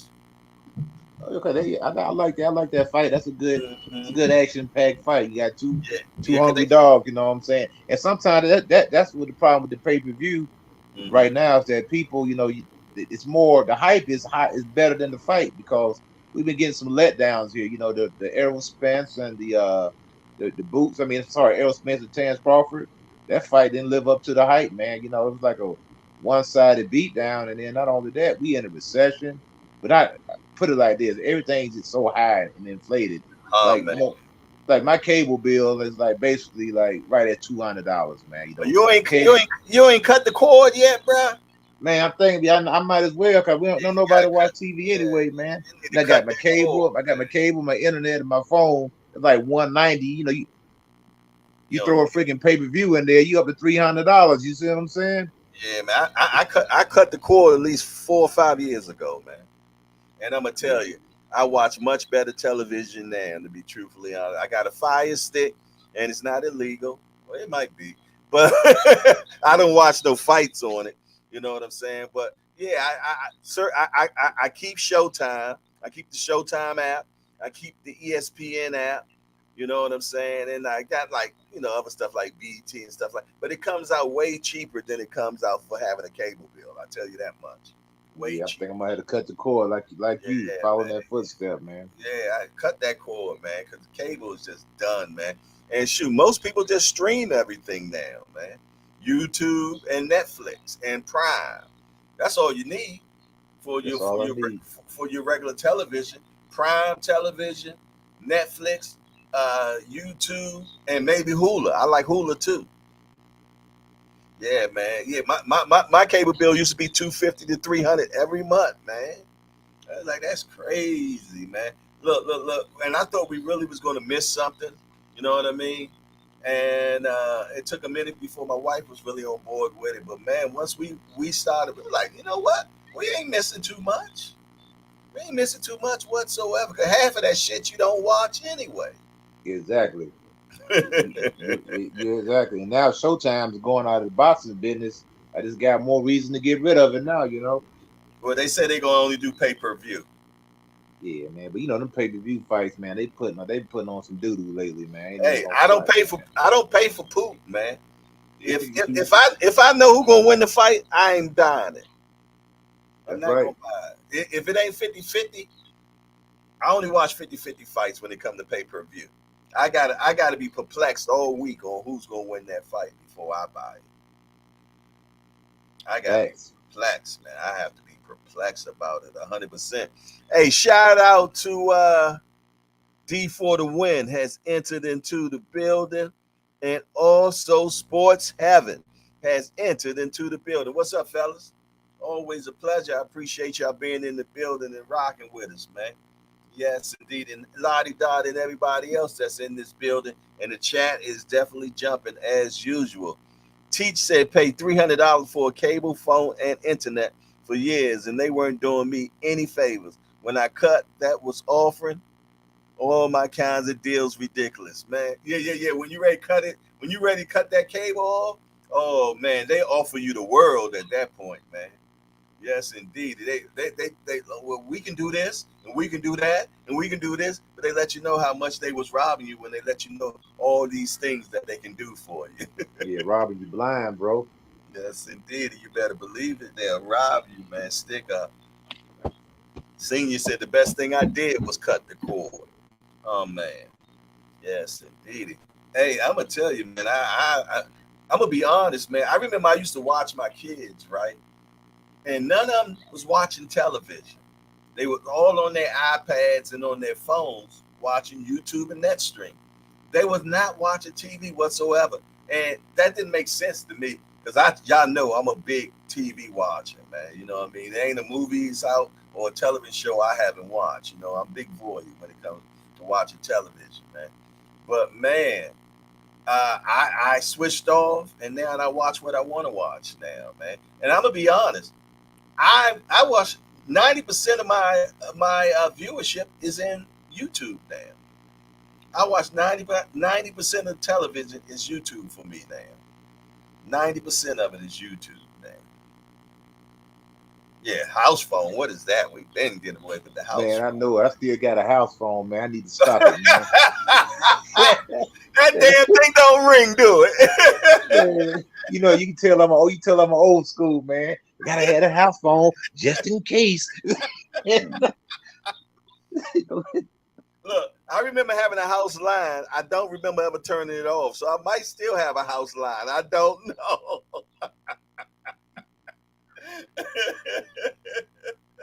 That's crazy, man. House phone, you know. It's kids that grow up don't even know what that is, man. The Rise Podcast said Coach Eddie playing games out here. If somebody calling you on your house phone, man, it's probably a bill collector or somebody trying to sell you something. Exactly. Look, yeah, I'm gonna go ahead and pull the plug, man. Yeah, the house phone go off and scare you and shit. Yeah, I got a question for the panel. I was talking about this the other day. You know, now that some of these, you know, some of the guys that, you know, on their way out, like the Terrence Crawfords and the Spencers, you know, Danny Garcia and Keith Thurman, you might as well just say he's retired. You know, Sean Porter, all those guys are already left. It's Canelo pretty much, he's probably on his way out too. He's probably gonna do the Mayweather thing and start doing exhibitions, you know, once he, you know, officially retires from boxing, because he's always gonna be a draw. You know, he's gonna do whatever Mayweather does, but it seems like it's gonna be like a vacuum. It's gonna be like a huge void left once all these guys leave, because these guys that are coming behind them, they're not really pushing them like they should be, trying to promote them and trying to keep them on the television, you know. So that's what I'm seeing. It seems like the boxing is going to go through a period of time. It's going to take a few years for that star just to emerge and to carry the sport. Because, you know, Canelo's been carrying the sport for so long, and the heavyweight division being so dead right now, man, it's really, you know, boxing ain't in a good spot right now. We have been getting some good fights this year. Don't get me wrong, but, you know, what do we got to look forward to? Yeah, me personally, man, I see exactly where you're coming from, but I think that 140 division and that 135 division is still strong, and that 154 division probably got another 2 years where it can be strong as well. You know, look at Ant falling asleep over there. Yeah, no, I'm just listening. Okay, yeah, but I'm gonna tell you where I feel sorry for. I feel sorry for Boots, because I really don't see that you know what Boots is going to remind me of? Roy Jones. A lot of people get mad at me when I say this, but Roy Jones really didn't have no real strong competition during his particular time, man. You know what I'm saying? It was a lot of cab drivers that came through, and not to say that was his fault, but I just felt though it was the division that he was coming through, and anybody that he was fighting, he was levels ahead of them because of his athleticism, man. I mean, Roy was just different. But the reason why I say that is, man, Crawford leads 47, Spence leads 47. What's left for Boots in 47? Really? Nothing. Yeah. Nothing. And they're really not doing him any favors. Like, you know, when Canelo came along, they did Canelo a lot of favors because you had those ex-champions who was willing to get on Canelo's resume, like the Cottos, like the Shane Mosleys, you know, like the Carlos, the Baltimore's, you know, these guys that were willing. They know they was past it, but they said, you know what, I'm gonna go ahead and give you my name, and you can put it on your resume. And these guys aren't willing to do that with Boots. They're not going to give Boots, you know, that shot to get those names on their resume. Because they're like, oh, nah, like Sean Porter said, no, I ain't fighting this kid, man. Yeah, he just flat out said it. He said that like 3 years ago. Danny Garcia. Yeah, he said I want to be out of boxing about time Boots come around. That's exactly what Sean said. Yep, Danny Garcia, same thing. I ain't fighting the kid. He already said he's at his own way. I'm not fighting him. So then you get stuck in that. Oh, you ain't fought nobody. Exactly. You know what I'm saying? No, you ain't fought to fight me. And then another problem is he might be with Showtime, but yet he not with Al Heyman. You know what I'm saying? So by him not being with Al Heyman, they ain't big on just giving their merchandise over to him to beat up on, and they ain't really getting no bag for it. You know what I'm saying? They like to get that bag. They want to keep everything in house. Yeah, they want that bag both ways, man. So he caught between a rock and a hard place, man. Then they just said that Stanionis turned him down. They said Cody Crowley turned him down, and Keith Thurman has turned him down. Sound like we got another Demetrius Andrade in the making. What it sound like to me? Oh, that's terrible, man. Too good for your own good. Yeah, and look, he's just getting his best fight 15 years later. Crazy. And then that what's name gets weaponized against you, your resume or lack thereof. Oh, I ain't gonna fight him. He ain't fought nobody. Like Coach Eddie said a few minutes ago. That's exactly how it goes. You're a horrible fighter. You fight nobody, but then nobody's looking to fight the guy. Nobody. Or if they do, it's a low ball offer. Because I saw somebody the other day, shout out to Senior, when they had Pops on there, when they had Paul Andrade on there, and somebody had mentioned the Jermell Charlo fight and how their team turned that down. But then I went and did some research on the situation. They were only trying to offer him like $200,000 for that fight. That's a clear low ball right there. And he was saying he wasn't even trying to cash out on the fight. He's just saying yo, I'm worth more than $200,000. I'm a champion. I got a belt. You know what I'm saying? Because he had a belt at 54, had a belt at 60. You trying to offer me like, $200,000? I guess that's peanuts compared to what you're gonna be getting with these other guys. And if it's that easy of a fight, like Mr. Andre was saying, just come whoop him and take the belt and skate off with it. Yeah, Boost need to just go ahead and go to 54 now. He's a big kid anyway. He's a big kid. He's not going to be able to put together the undisputed ship in 147. But the belt's going to be so spread apart, man, once Crawford lets him go. So, it's going to be, you'll have to fight for another 4 years in 147 to get them all the belts at once. So, he need to go up in 54, man, and wreak havoc up there, man.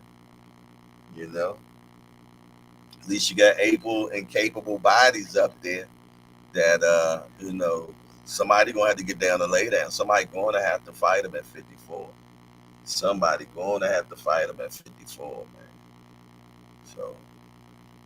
Yeah. Oh, I think that he can go ahead and raise his profile up to make it to where, okay, maybe now the reward starts to even out with the risk, because you figure like Tank, right? Tank is a big risk because there's a good chance you can get knocked out, but he's got such a profile to where you can almost guarantee that the fight is going to sell and you're going to be able to make good money on the fight. So yeah, you might get knocked out, but you're also going to get paid well too. So I think that like Boots, they got to raise his profile some way, somehow. They said that Boots, they said Cody Crowley got offered $1 million to fight Boots.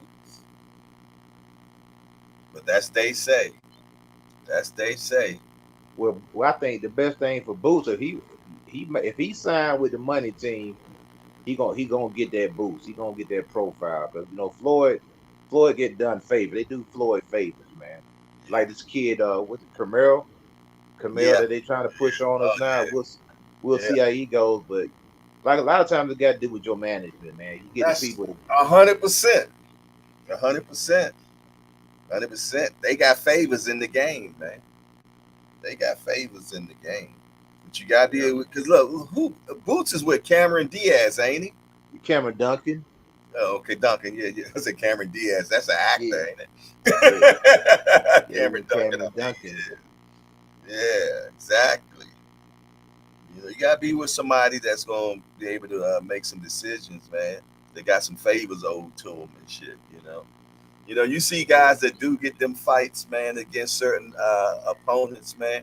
You like everybody that done fought Tank, they done fought 2 and 3 times after this now. You know what I mean? Everybody that got beat up by Tank, all of them got more fights afterwards. You did, so it's when you do, you're gonna lose, but yet you still gonna get some work, man. You're gonna get some work. We got a new guy in the building. His name is Dirk Banks. Dirk, we want to welcome you to Hardcore Hangout. We're just a bunch of hardcore degenerates, and we love talking about boxing around here. We only got one rule around here: no hitting below the belt. I mean, we don't talk about nobody's mom up here. No disrespect. Other than that, we want to welcome Dirk Banks into Hardcore's Hangout, and he's also coming on the platform. How you doing today, Dirk Banks? How you feeling, bro? What's up, fellas? Oh, good, man. What you got going on? Yeah. So the topic of the show was Tszyu versus Charlo. That is correct. What do you think? I'll be real with y'all. I think Tszyu beats the dog shit out of Jermell at this point. Why? Because one thing about Mel is his boxing IQ is suspect. He take at least a fight to make adjustments. He was losing to Harrison the first fight. Well, that one was closer, but in the second fight he was losing again. He gave away a lot of rounds. And he got the knockout. That's cool. And then against what's his name? Castano, the Argentine. Let's be real, he lost that first fight. In my opinion. I thought he lost that first fight. And then he did make adjustments the second fight, but still he has trouble with staying off the ropes and with pressure fighters. And I think Tszyu is a much better fighter than Castano. I think, yeah. So, and I don't think he's hungry like that no more. Like let's be like, you can't say it's a duck because he fought Canelo instead of Castano. Because Tszyu, because it's the obvious choice money wise. No, it's not. It can't be a duck. No, hell no. Nah, you can't call it a duck, especially when you go up 2 weight classes. So it can't be a duck. But and it's called prize fighting, and you're gonna get paid the most money you ever can make in your life. So yeah, but just based on the performance he put on against Canelo. That's he's not trying to fight no dudes like Tszyu at this point in his career. Like, I don't think he's hungry like that. Tszyu is very hungry. Like, I'm going with him, respectfully. Appreciate that. Then that's all we ever want on the Hangout, man. We want everybody to be their own man and speak what they think. You know what I mean? We don't believe in yes men around here, man. Just going with what they think everybody else want to hear. Nah, I like what you say, brother. I like that a lot, man. I think personally it's a 50-50 fight. And I agree on a few points that you do have there. He does have a problem with being on those ropes, man. He definitely has a problem with being on those ropes. But I also like to see him on another go to another level. I like to see another level with him fighting somebody else, man. You know what I mean? So I wouldn't mind seeing him fight Erickson Lubin. I take that fight right now. You know what I'm That'd be a saying? good fight for who? Tszyu or Mel? For Zoo, Tim Zoo. Yeah, I like to see that. I think I like to I see think he that. probably beats Lubin too, and I like Lubin, but In my mind, I think that too. But I would yeah. like to see it and allow me to engage some more. You know what I'm saying? Mm-hmm. Like I said, I feel though that Zoo has looking better each fight. You Yeah, know what I'm saying? But styles make fights, man. You know, and that's so yeah, important. You know, they can put you in there with somebody to make you look like a movie star, man. Or facts. they can put you in there with somebody like Sean Porter that will just make anybody fight look ugly. You Right. dig? So That's facts. styles make fights. So that's so important, man. And as far as that man Boots, Hmm. I think the only person that can beat Boots from 47 to 54 is Bud Crawford, Why? because of his boxing IQ. I Mm-hmm. think Boots is more talented on a physical sense. Like he's more explosive.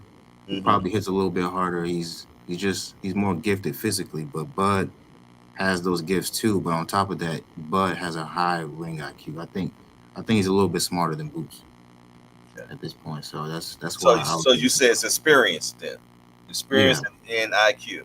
Okay. Yeah, but it's not just experience. Like Bud makes adjustments within rounds.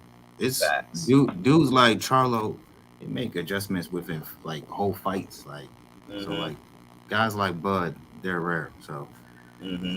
Mm-hmm. yeah, that's what I'm saying. Anybody on the panel has any things to say about what my brother just said? Yeah, I'm gonna say I kind of disagree with that, just for the simple fact that Tim Tszyu, to me, he just wastes too much, and at times he just seems like a novice in there. You know, I mean, yeah, he does throw, nice shots and combinations, but it seems like I see him. It's not natural for him yet. It doesn't seem like the boxing is natural for him. But I don't really think he really grew up. Like had a long amateur career. I could be wrong. But I don't know a lot about Tim Tszyu as far as his amateur pedigree, if he had any at all. But I just know that like last night it took him what 4 or 5 rounds to really get going. And if Mendoza was able to, put a little hurt on Tim Tszyu and plant some seeds of doubt in his mind, I think we could see a different fight there, because I think one card they had it 8-4. I think somebody even had it five. Well, no, nobody on the panel had it 5-7, but 4 rounds to 8. I mean, I mean, I I mean, mean but Mendoza Mendoza's a good fighter. Mendoza really did anything.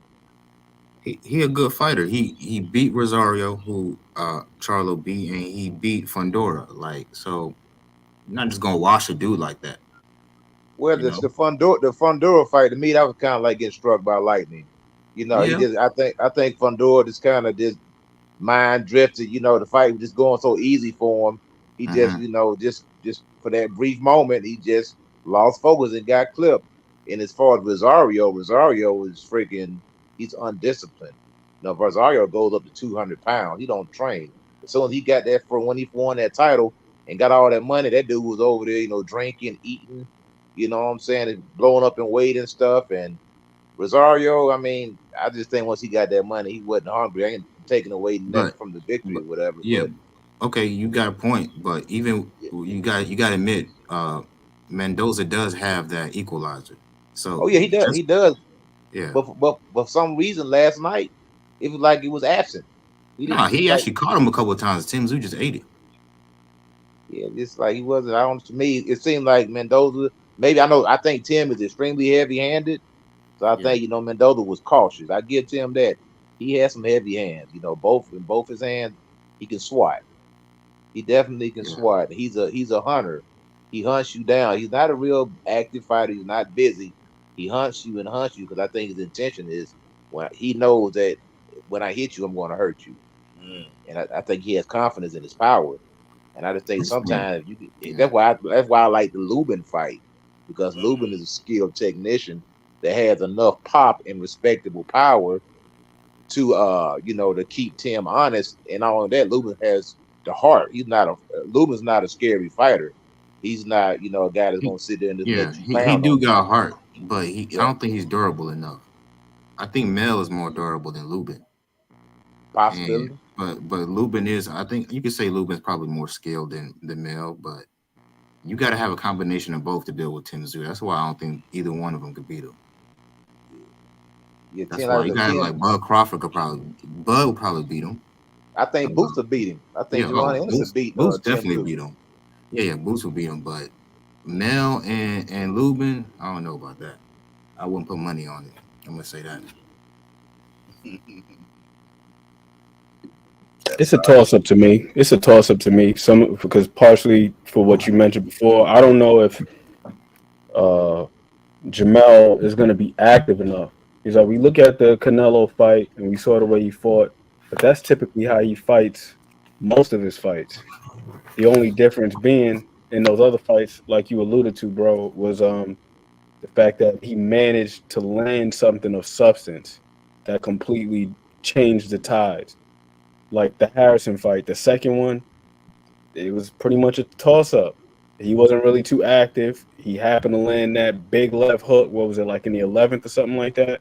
And then that was all it took for him to completely, seize all of the momentum and ultimately get the stoppage.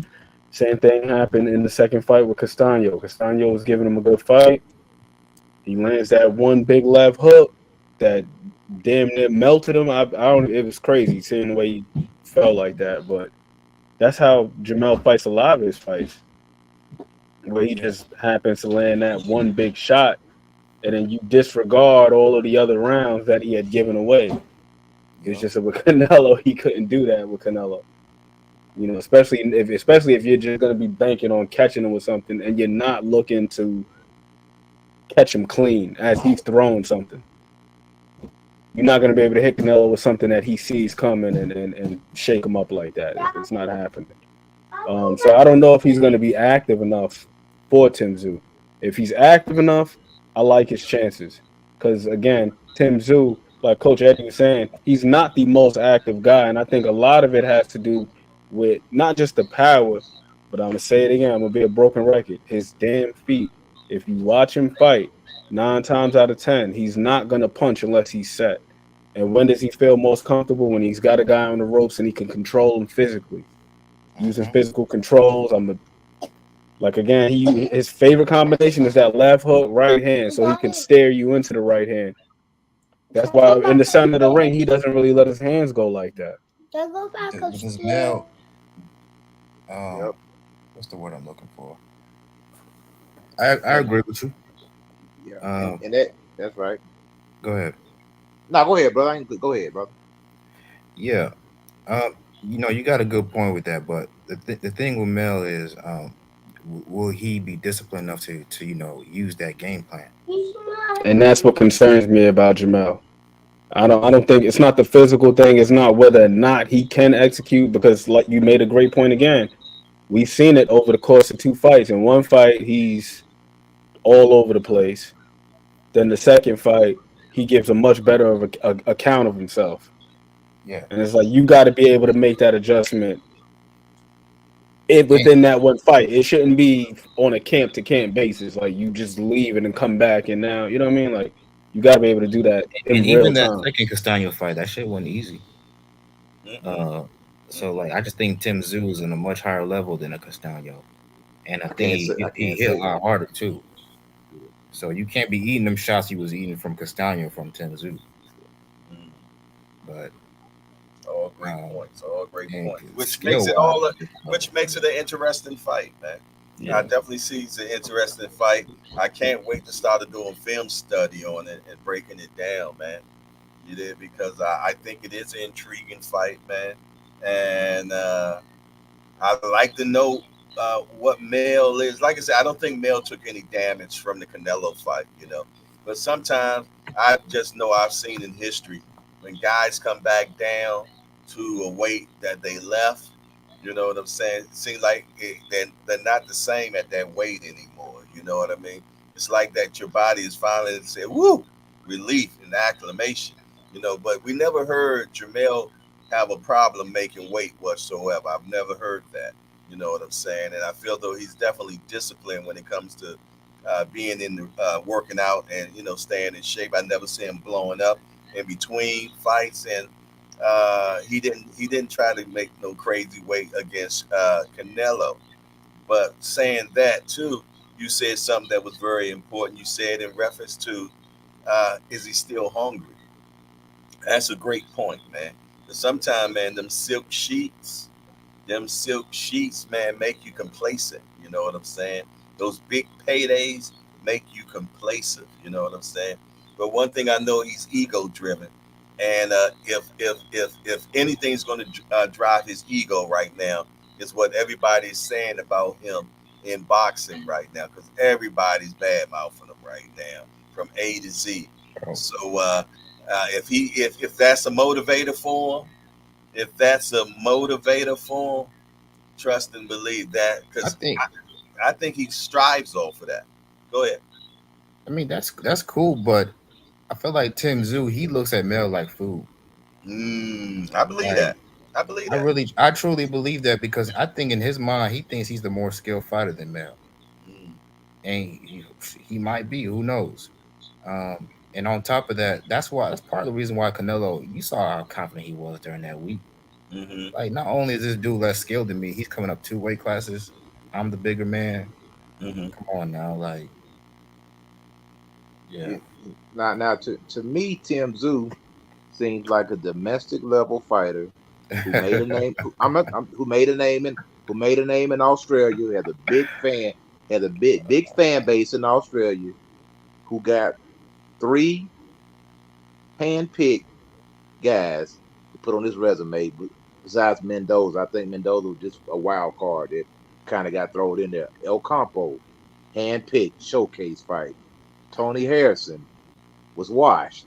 No, come on now. Tony Harrison was washed. He's a chinny guy. The fight before that, Tony Harrison was looking good against who did he fight?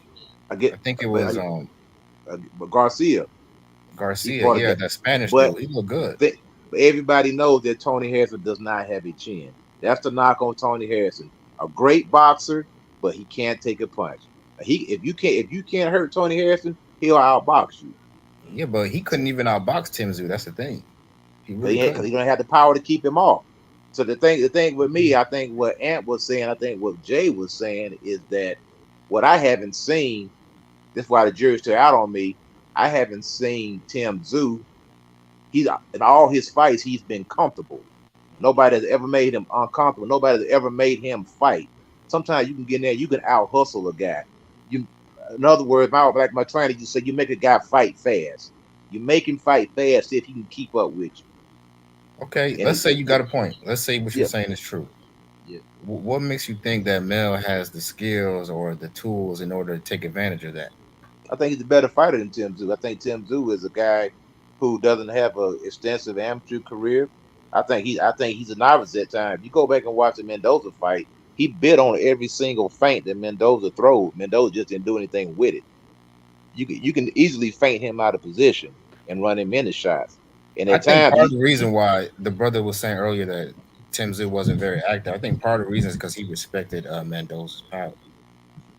Yeah, but he only throws about. They say he averaged about 42 punches around anyway. That's very true. Low, man. He's pretty accurate though. Like, so when you accurate like that, I guess you can do that. Accurate against who though? That's what I'm saying. Accurate against who? I mean, it's not like Mel. Mel is not Floyd Mayweather. It's not like he's gonna be in there just like making this dude miss. Like I don't see what you see in Mel. To be honest, I'm not defending Mel. I just think Mel's a better fighter. Fighter. I think a lot of guys are better fighter than Tim Tszyu. I'm not. I think Conor Benn would be a great fight for Tim Tszyu because Conor Benn's going to make him fight. Conor Benn. Conor Benn's going to make him fight. When you make a guy fight, we don't even know what type of gas tank. That's what he like. No, you can tell he got a gas tank. If there's one thing about Tim Tszyu, we hadn't seen it though. We assume he has a gas tank. We hadn't seen it yet. I just got it. I'm not saying he's a good fighter. I'm saying he's a bad fighter. I'm just saying I haven't seen it yet. I got to see You more. said he's a domestic level fighter. I don't. That what he seemed like to me. That what he seemed to me. Domestic level, just like a solid guy. So if that's the case, then you shouldn't be a world champ if you're a domestic level fighter. Then Well, he got gifted. He got gifted that world championship fell in his lap. I disagree. He tried to fight Mel, but Mel decided to fight Canelo. So it's not like he's not trying. You got to give the man credit. He's staying active. He's calling out everybody. And if it's not his fault, Mel don't want to fight him. I gotta see. I just gotta see more. I just gotta. I think both things can be true. Both things can be true. You know what I mean? Like you get opportunities. It just is what it is, and it's not a knock on him. We all want opportunities. You get opportunity, it's on you to make something happen with it. Exactly. Gotta make an argument. Devin Haney was gifted an easy title. People will call him the email champ for the longest time. That was the ongoing joke with Devin Haney. He was the email champ. Yeah, and he became undisputed. But you know what? Jermell Charlo became undisputed too, and I just don't feel that you get that to that level by not being. You know what I'm saying? Yeah. He's a really good fighter, but he got a lot of holes in it. But just like any other fighter, a lot of them. Right? Nobody's that complete for sure. But listen, I want to shout out some people in the chat. Mrs. Just Do has entered into the building. Flawless Mentality and BE, hosted by Dr. Mark, has been in the building before, so I don't have to give you the first time welcome, because I'm pretty much sure I've seen you in the building before. If I'm incorrect, let me know. But I'm pretty good with remembering names, and I think I've seen that name in here before. But definitely want to welcome each and everybody into the building that just came in.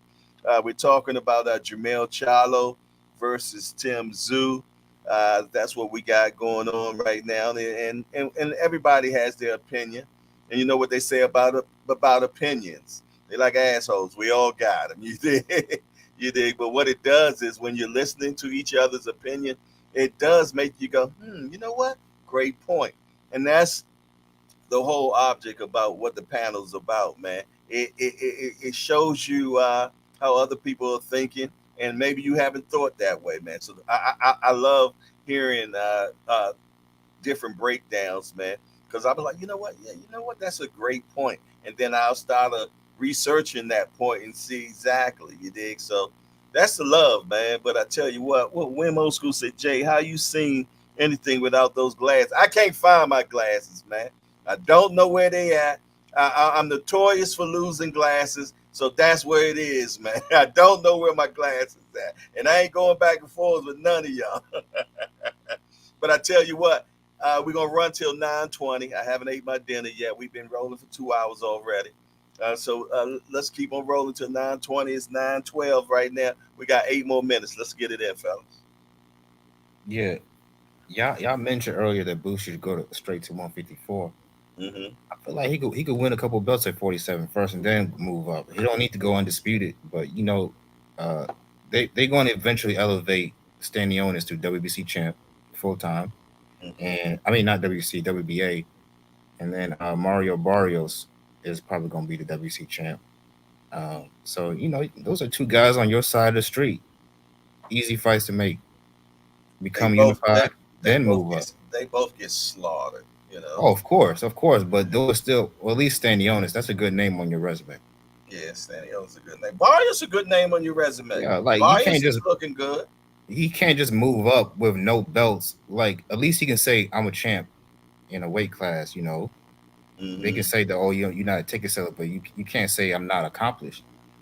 Mm-hmm. So that you gotta have something to show for it to move up. Because if he goes up and I don't know, challenges Tszyu, what reason would Tszyu need to fight that dude? It's a dangerous fight.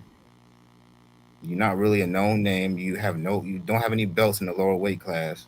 Why would I fight you? Great point. You're right. Yeah, I'm just looking at what Mr. Andre was talking about the other day, Jay. He was saying, man, he's like, we had a belt at 54, had a belt at 60, couldn't get these big names to fight. It's like, yo, if I'm trash like that, come take the belt. It's such an easy fight, and that's where it gets dangerous because like you can have a belt, and folks still don't want to take the shot. What Canelo say? Horrible fighter. And He fights with nobody. If I would, and even if those are easy fights, bro, like people were ready to give Virgil Ortiz all kinds of credit if he beat Stanley, so they should do the same with Boots. Like they won't though. They won't. It depends. If let Stanley get a little tune up, make him look good, build him up, and then feed him the boots. Well, Stanley has already turned him down. They said. Oh, he said he needed tune up. Yeah. Oh, okay. Is that what? Yeah. You're right. That is what he said. He needs a tune up first. But that should tell you what. That's the perfect plan right there. You know what I'm saying? Give him a showcase fight. That's a smart make him look great, and then he'd be like, okay, look, now the guy is fighting somebody, and I believe in tune-ups.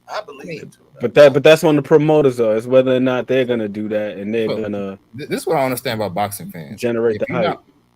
So the only legit opponent is what y'all saying, not you guys, but what they saying is Bud Crawford then. Because if you can't fight with Bud Crawford, wouldn't Stanionis, a guy of that level, be the next best possible opposition? Yeah.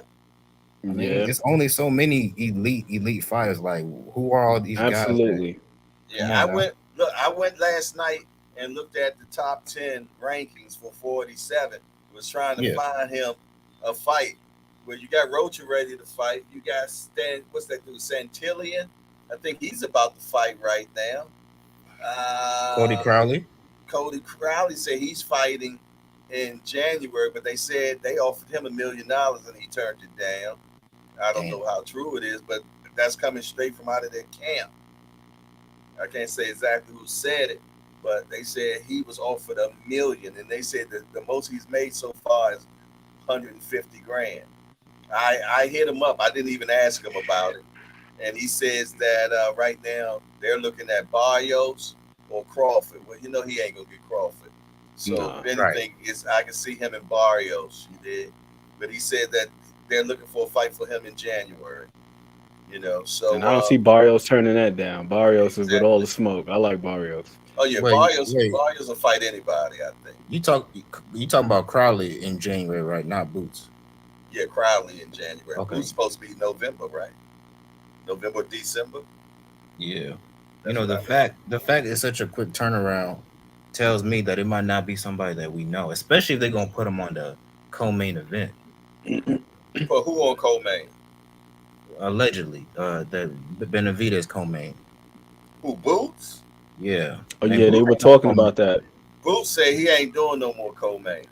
Yeah. Especially not to know David Ben. No disrespect to him, but like he broke. He broke for Benavidez. He broke that. He broke that news with me. I interviewed him and he said, "Jay, I'm not doing any more co-main. I'm not a co-main fighter. I'm a main event fighter." And he said he ain't doing it, man. So, that's a damn shame, bro. This is the only. I agree with your point, though, man. I agree with your point about, but I think as fans, it's just like everything is extreme with us, whether it comes to judging fighters. Even with power, right? Like you hear people talk about power. It's like, either the guy has concussive power or he's pillow fisted. Like there's no in between. Right, no middle. There's no spectrum. When it comes to like the caliber of fighters, they're either Hall of Fame or they're just absolute trash. And oftentimes we're basing it on notoriety.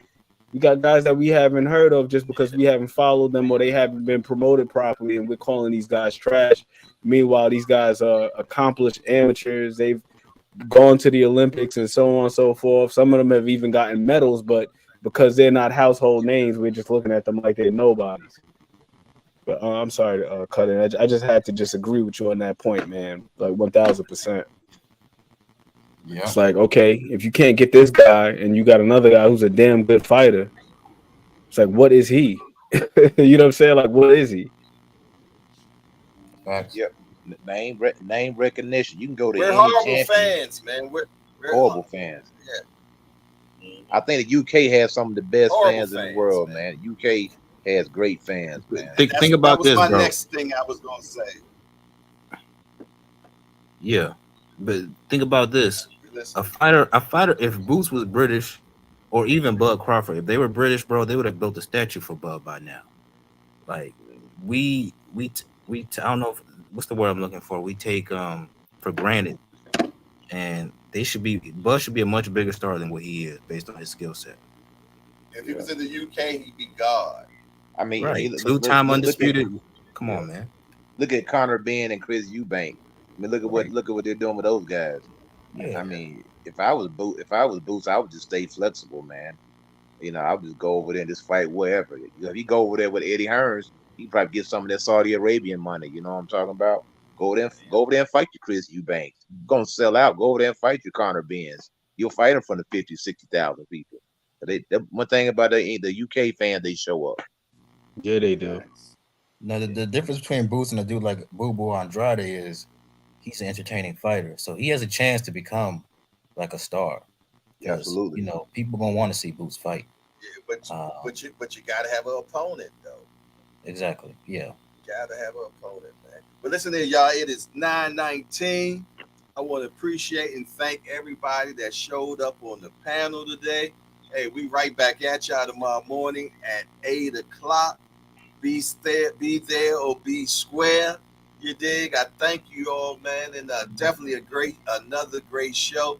I want to thank everybody that's in the chat, man, that just be keeping that chat just running, man. I really appreciate each and everybody. Home wreck and knee knocking. We welcome you to the chat. We're about to roll out. But listen, it's your boy Jay Hardcore. I got my man, Coach Eddie, right here. And right. Don't meet me there, beat me there. Don't meet me there, beat me there. That's right. And we got the new guy in the building, Dirk Banks. I love the way you talk, my brother. I appreciate you coming in the chat and then coming straight into the panel, man. Hey, I really appreciate that. You ain't got no problem with sparring. I love that. I'm looking forward to you coming back, and I hope you subscribe to the channel, my brother. All right, salute. Thank you. All right, brother. Peace. Take it easy, man. All right. Other than that, it's your boy Jay Hardcore, and we out here. I hate touch that.